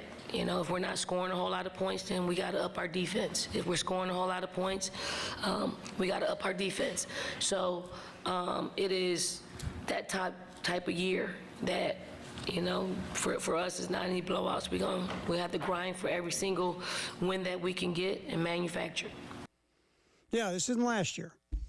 I No. mean, you're still really, really, really good, and you could cut down the nets again, but you aren't as good as you were last year. You're more vulnerable than they were last year. And yeah, sure, you had some tight games season ago, but you went undefeated. You didn't lose a single time. You won the national championship this year, and including against 2 teams you could theoretically face in a national championship game, and one you could face in the the Final Four coming up this weekend, have all beaten you. The 3 teams that have beaten you are still alive right now, and you could run into 2 of them potentially. Yeah. So you are going to, and we saw it in the last 2 games. I mean, the Indiana game, you didn't feel like they were in trouble at any point. But you sweated a little bit. Yeah, it was, Okay, they never broke away, right? You're down at halftime, which doesn't happen a lot, and they kept it right there with them. You were holding that 10, 12, 9, 8-point margin, but it was never the blowout you were expecting. Exactly. Just wasn't. With South Carolina, there's just a moment in the second half typically where they just kick into another gear and run away with it. And that hasn't happened outside of Tennessee Tech. We don't really count that. But right. These last 3 games, it hasn't really happened. No. And Maryland, I was surprised the way that game played itself out. I thought South Carolina was a good 15 points better than Maryland. Sure. But give the Terps credit. I mean, they came out and played a different style than they typically do, and they almost stole one, but South Carolina pulled away late-ish.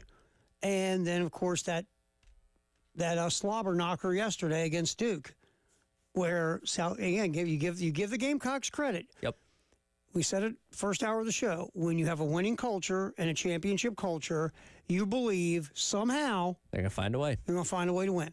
And so far they have. And now you move on to the Final Four again. Baseball on the other side, though, rough weekend against Tennessee. Second game, you had a 1-run lead going into the 8th. Then you gave up 4 runs in the last 2 innings, so you had a shot there. But the other 2 games, I mean, Game 3, you left runners all over the bases. Game 1, you were down big early. An error opened the door. It was just a rough weekend again for the squad. Paul Mainieri, tomorrow night, South Carolina will face Presbyterian in a midweek game. You can hear it right here on the Game in Columbia and also our sister station in Myrtle Beach, our affiliate. Here's Paul Mainieri saying, playing Presbyterian in the midweek, this is like Game 7. Hit it, Dave. So, when we strap it up against Presbyterian on Tuesday, we need to win a baseball game. I hate losing more than anybody, believe me. And it's a very distasteful thing. I don't care if you're playing the Yankees 7 times in a row. Just to lose 7 games in a row is very, it's very discouraging when that happens. Disappointing, not discouraging, disappointing. But the important thing for us is not to get discouraged and go out there on Tuesday and play as well as we can play. We're gonna treat Tuesday like it's the 7th game of the World Series. Whatever it takes to win a bit. We need to win a baseball game. Whatever it takes, we're not holding anything back, and we're going to go out there and play as hard and as well as we possibly can to attempt to win a game. And then after that, we'll turn the page and go to Starkville, and hopefully we'll compete hard there and have some success. We'll see. It's not an easy place to go, despite what their record is. But it's also a little different than having to play these last two teams. These two teams are well put together, and they play well on the field. So not that anything's going to be easy, but glad we're done with those two teams. Yeah, I understand. Look, you went through that 8-game stretch. College of Charleston, 3 against Arkansas, North Carolina, 3 against Tennessee. You went 1-7. Yeah. And now this next stretch of 8 games, starting with Presbyterian tomorrow, on the road to Mississippi State, USC Upstate next week in the midweek, and then A&M. This determines if your season is going to sink or swim. Because if you can go win 5-6 games out of the next 8, okay, you got something. If you are like 1 or 2 wins, you're done. Like, there's no coming back from that. What's sad is you're getting Mississippi State and A&M on the road. If you could have had any of them at home, you would feel great about that. because both teams are scuffling themselves, and they're near the bottom of the SEC. A&M was picked preseason I know. number 1. They were right there last year, almost winning the Remember, entire they got a new thing. coach, though. Yeah, then, old that's Schloss decided he wanted to go across town. And the first year of the new regime is not going well. Exactly. But unfortunately, you're playing both of those series on the road, which, stinks. But these are at least winnable. These are. A lot more winnable than Tennessee and Arkansas. And I know people hear what he said about Presbyterian, like, that's ridiculous. It's Presbyterian. It's about getting the stink off of you. Yes. Again, you're on a 7-game losing streak. You have not known the thrill of winning in like 2 weeks. Yep. So just being able to go out there, and whether it's, like you said, the Yankees or a Little League team, just beat somebody. Feel that feeling of having more runs on the scoreboard at the end of the game than the other guy, because you haven't had that in a while. Do you remember we talked about this with South Carolina, coming off of some tough losses, and then you're playing, the Dartmouth, school of basket weaving or whatever. Yeah. And we're like, who cares? Just you win. go on the field, you beat the snot out of them, you walk off the field feeling good because you got a W. Again, nobody ever walks off the field thinking about the quality of the opponent. I did my job.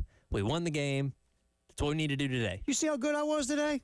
Yeah, exactly. Because here's the thing: if That's all you matters. lose to Presbyterian, and you're on an 8-game losing streak going on the road, your farthest road trip of the season by far to Mississippi State, you're probably gonna lose those games too. Yeah, that would be misery losing to Presbyterian. And I think, look, I get what Maneri's saying too. It's like this game, we need to eat a W. Like in the words of that great philosopher Jameis Winston, we need to eat a W. Yes. And so you want to go into this. You want to smack Presbyterian early. You want to run rule these dudes, and you want to feel good walking off the field. Of course. That's what you need. You don't want to be sitting there in the 9th inning of a tie game with Presbyterian. Especially after you just said you got treated like the game 7. As we've seen, when you get in tight games late, things go sideways. Yep. All right, what's trending at 2? Sponsored by Traditions Fine Jewelry and Gamecock Traditions on the halftime show. The New York Yankees over the weekend in Major League Baseball hit 15 home runs. They just pummeled the Brewers. And the one thing that's been noticed by a lot of folks is that, well, all these bats the Yankees are using, called a torpedo bat. Now, the name is because the shape kind of resembles a torpedo. It's a customized bat that tailors the barrel for each hitter. So usually everybody's getting pretty much the same type of bat for the most part. Some guys get them a little lighter, a little whatever, but basically guys get the same kind of bats. These bats are built specifically for each hitter because the Yankees, their analytic department, by the way, the biggest analytic department in baseball, the Yankees analytic department, I know, stunned, looked at every player's hitting data, and they came up with, okay, where does this guy sweet spot on the bat where he barrels the most? Where does he make contact the most? And they put this sweet spot, the torpedo spot, in that area for each hitter. So, for an example, Anthony Volpe, their shortstop, his sweet spot on his bat's different than Cody Bellinger or Paul Goldschmidt or Austin Wells or Jazz Chisholm. They're all customized bats for each hitter. Now, and I know everybody's going to flip out over this if the Yankees keep raking, right? It's not illegal. No. Yet. There's no rule against it. That's innovation. Personally, I love this. I do too. I'll tell you right now. You figured something out. You figured out something before everyone else did. Yes, I love this. I give them a ton of props. But here's the one thing. Ready? You still got to hit the ball. You do. You You still got to be able to swing and make contact.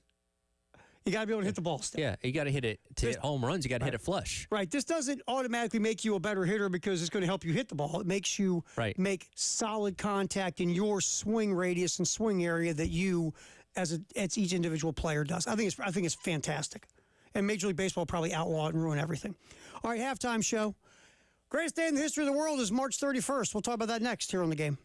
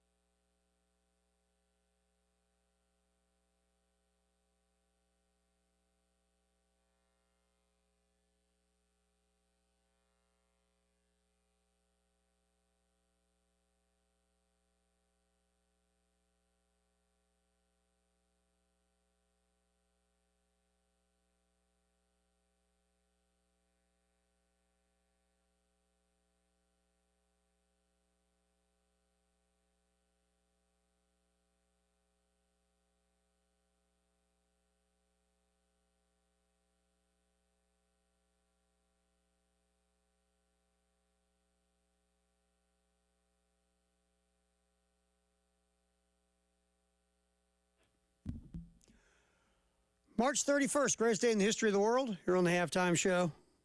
David Dare and Tyler Head and Terry Ford, appreciate you hanging out with us as we roll till 3 o'clock here on the game. This day in, oh man, it's a depressing one to start with. 1931, we go old school. Notre Dame football coach Knute Rockne and 7 others die in a plane crash in a wheat field near Bazaar, Kansas.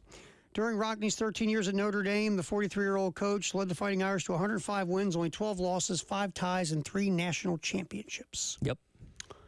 And they made movies. Yep. Ronald Reagan. Knute Rockne, All-American. Yep. That was the George Gipp. One for the Gipper. one for the Gipper. And they did not shoot another movie on Notre Dame's campus until Rudy in the early 90s. Yep. How about that? Look at you over there. I know. Throwing out your trivia. So, yeah, Knute Rockne on this day, 1931, passed away in a plane crash. 1968, the American League's new franchise in Seattle chose to name the Pilots. That was a disaster. Okay. They brought the team in. The ownership was kind of flunky and kooky from the beginning. It didn't work in 1 year, and they sold the team, I believe, to some dude named Bud Selig, who moved it to Milwaukee, and they became the Brewers. But the one thing about that team, there's a really great book written by a guy named Jim Bouton. It's called Ball 4. Bouton was a pitcher for the Yankees early in the 60s. By the late 60s, his career was about over, and he was a relief pitcher who started throwing a knuckleball. And he wrote a book about life in the clubhouse. And he's the one that talked about how these players would take uppers and greenies and all that stuff. He told some of the stories that a lot of people didn't really appreciate him telling. Sure. So the one good thing that came out of the Seattle Pilots was that book. I got to say, I like the logo. That's pretty neat. Logo was cool. A little, it's got the, what do you recall that? The wheel that steers ship with. The with wings nautical, coming off nautical wheel, yeah. Yeah. That is pretty neat. Yeah, the Pilots were a disaster and then went to Milwaukee and became the Brewers. But this day in 1968, they picked the name the Pilots. Greatest day in the history of the world. On this day in 1973, one of the biggest upsets in the history of heavyweight boxing happened.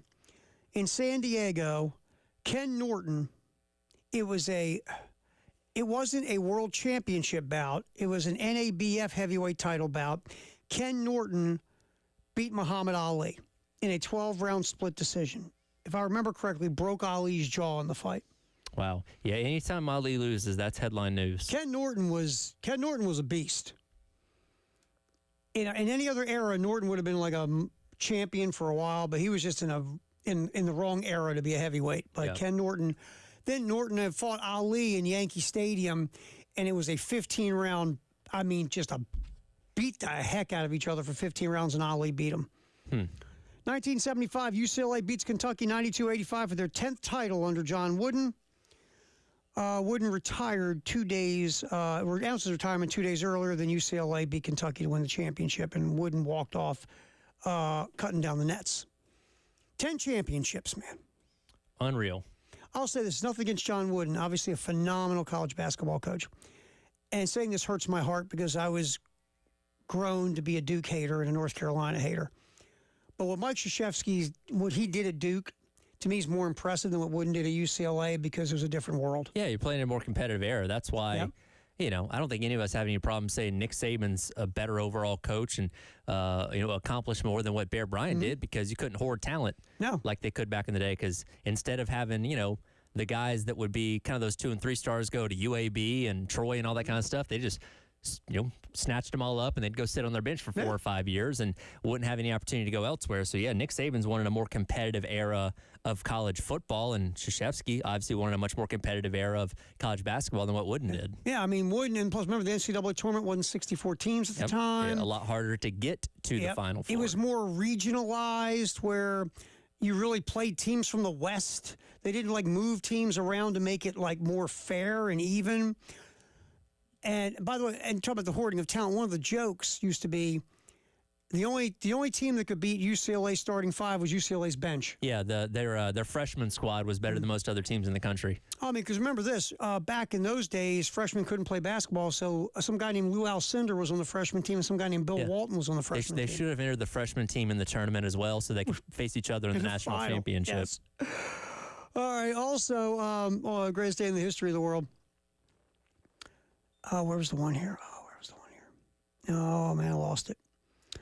I got one here. All right, here we go. Tennessee edges Virginia 70-67 in overtime this day in 1991 for their third NCAA women's basketball title, first overtime game in the NCAA's 10-year history. It used to be a different organization ran women's basketball. Yeah, well, it was the early 80s when they finally became NCAA proper in terms of the tournament. There was a whole different organization handling the women's Pat game. Summitt was already winning under the prior structure and came into the NCAA and hit the ground running. Right. So Tennessee, they won the national championship in overtime this day in 1991. Also women's basketball, 2002 UConn, they beat Oklahoma 82-70. Another perfect season at 39-0 for UConn. Also on this day, 2002 tennis, Andre Agassi, 700th career victory. Captured a title in Key Biscayne. No one cared about that, but he won his 700th career title. Did Andre Agassi. I was a huge Agassi guy. Yeah. Well, we had the same hair. Well, his was Had. better. His was better. Had. You know, his is gone too. Yeah. You guys have something in common Yeah, now. exactly. We both had a lot of hair, and now we don't have any. If you ever met him, would that be the first thing you brought up? Yeah, hey, dude, I'll hold a picture up of me when I had hair. Look at me. I had hair like you. Oh, here's the other one I want to get to. 1994. The Chicago White Sox assigned former NBA superstar Michael Jordan to the Birmingham Barons of the Class AA Southern League. How'd that go? Yeah. A tough time Well, you know, hitting the baseball. in terms of overall accomplishments, he's one of the most successful dual sport athletes there's ever been. All those NBA titles and, you know, a couple hits in the minor leagues. He won 6 championships Yeah. as a dual threat athlete. But between basketball and baseball, he has 6 championships. That's right. Look at that guy. Look at that guy. There are a lot of people have their conspiracy theory on why he played baseball. Yeah, exactly. That's like if you stand in the same room as Aaron Rodgers. Like between us, we have a Super Bowl trophy. That's right. And on this day in 1995, Major League Baseball, the players ended their strike. That was a tough one. You didn't have a World Series in 94. No. You had a lot of historic things. Tony Gwynn was flirting with 400. Matt Williams was flirting with the home run, single-season home run record. Yep. You had a lot of things going on that year that got ruined over that strike. Yeah, that also soured a lot of people on baseball for a while, too. It did, especially the old school guys, Sure. the old heads.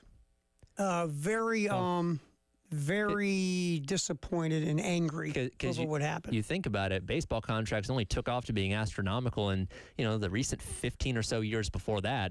Again, I know a guy that played on the Big Red Machine that was a mailman in the offseason. Oh, yeah. I mean, you know what I mean? I used to love that. I mean, the players would go in before free agency and agents and everything. The players would go in to talk about their contract with the general manager or the owner.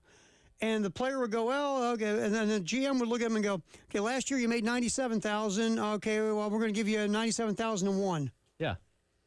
But I want 98. Okay, 97,002. Sure. What are you going to do? Yeah, take it. Hold out? Yep. You know, we have your rights. You can't go anywhere and do anything.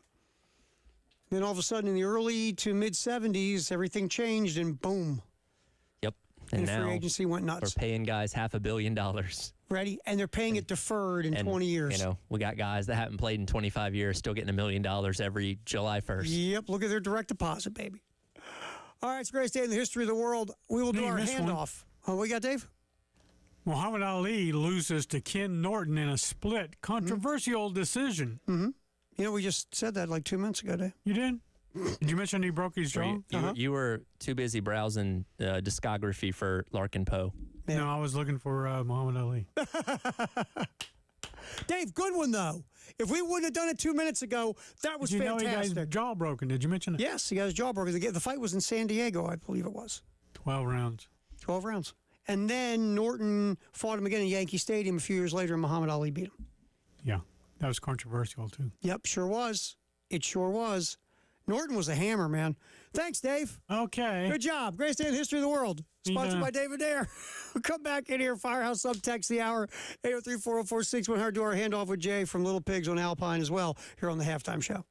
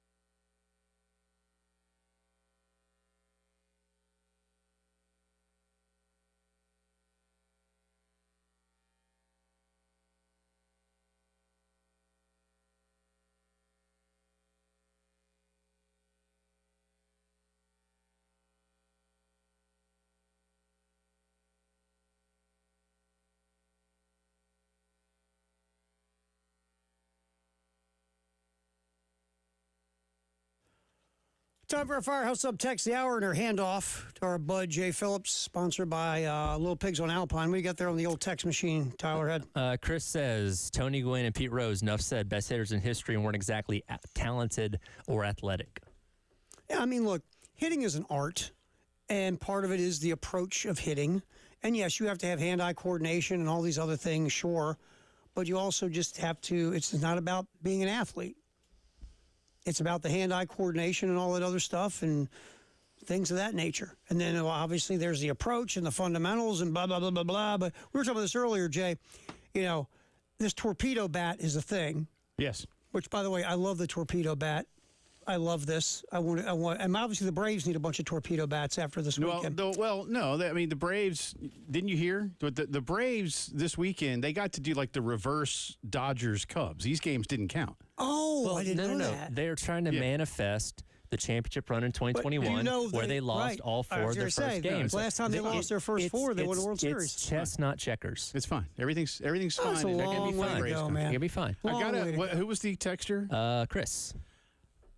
I'm not disagreeing per se. Tony Gwynn, but Pete Rose was a fantastic hitter. I don't know if I put Pete in the same I wouldn't. contact categories. I would put Gwynn, Boggs, Brett, DiMaggio. I'll give you old school, Rod Carew. Rod Carew was a hell of a hitter no one ever talks about. Yeah. Won batting titles. I think it's because Carew played, for the Angels and for Minnesota. Mm-hmm. Yeah. You and you know what, too? Isn't that era before, like, SportsCenter exploded? We've lost a lot of those guys in the 70s who were really good that weren't, like, showcased on ESPN. Right. Like the 80s is when SportsCenter showed up and ESPN showed up. Yeah.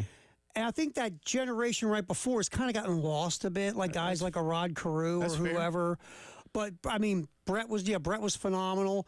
All those guys, look, Pete Rose was... And I love Pete. Don't get me... I love Pete, the ball player. Pete the guy. Yeah, Pete the guy, forget it. I'll pass on that. Yeah. We got a lot of adjectives we can't go into. But Pete Rose, the hitter, and the way he played the game at 150%, I totally respect it. Yeah. But I'm with you. I don't know if I'd put him in the same class. I don't know if I put him in that, again, if you go back to DiMaggio and those guys. DiMaggio struck out like 30 times in a season. And hit like 30-some home runs or something crazy and hit way over 300. I suppose they archive everything, but like Dan Patrick did an interview with Hank Aaron maybe 10 years ago, and Hank just described how awful he felt every time he struck out. Yeah. Like how embarrassed he was. Like, I'm not up there to not, I mean, I'm up there for, I have, basically he said, like, I have this big piece of wood in my hands for a reason, and it's not to miss the ball. Well, Kyle Schwarber feels the same way today, right? Ready? DiMaggio, I just got to say real quick. Ready? The most DiMaggio ever struck out in a season. You ready for this? Yeah. 39 times. Who was the guy? I forget, man. But there was somebody recently, they did like, DiMaggio struck out as many times in like a decade as some dude recently did in a season. Oh, yeah. DiMaggio in 1937 hit 46 homers, struck out 37 times. Super 70 Sports usually has those kind of stats. They'll pop out from time to time. Yeah. I mean, it's crazy. All right, we got coming up, man. Coach Maneri, good news for the basketball teams. Good news for the softball team. Oh, now, before I forget, I forgot. I'll do it later. We'll do it later. We'll do Jay it for you. We'll pick up the slack. Pick up the slack for me again. Thanks, fellas.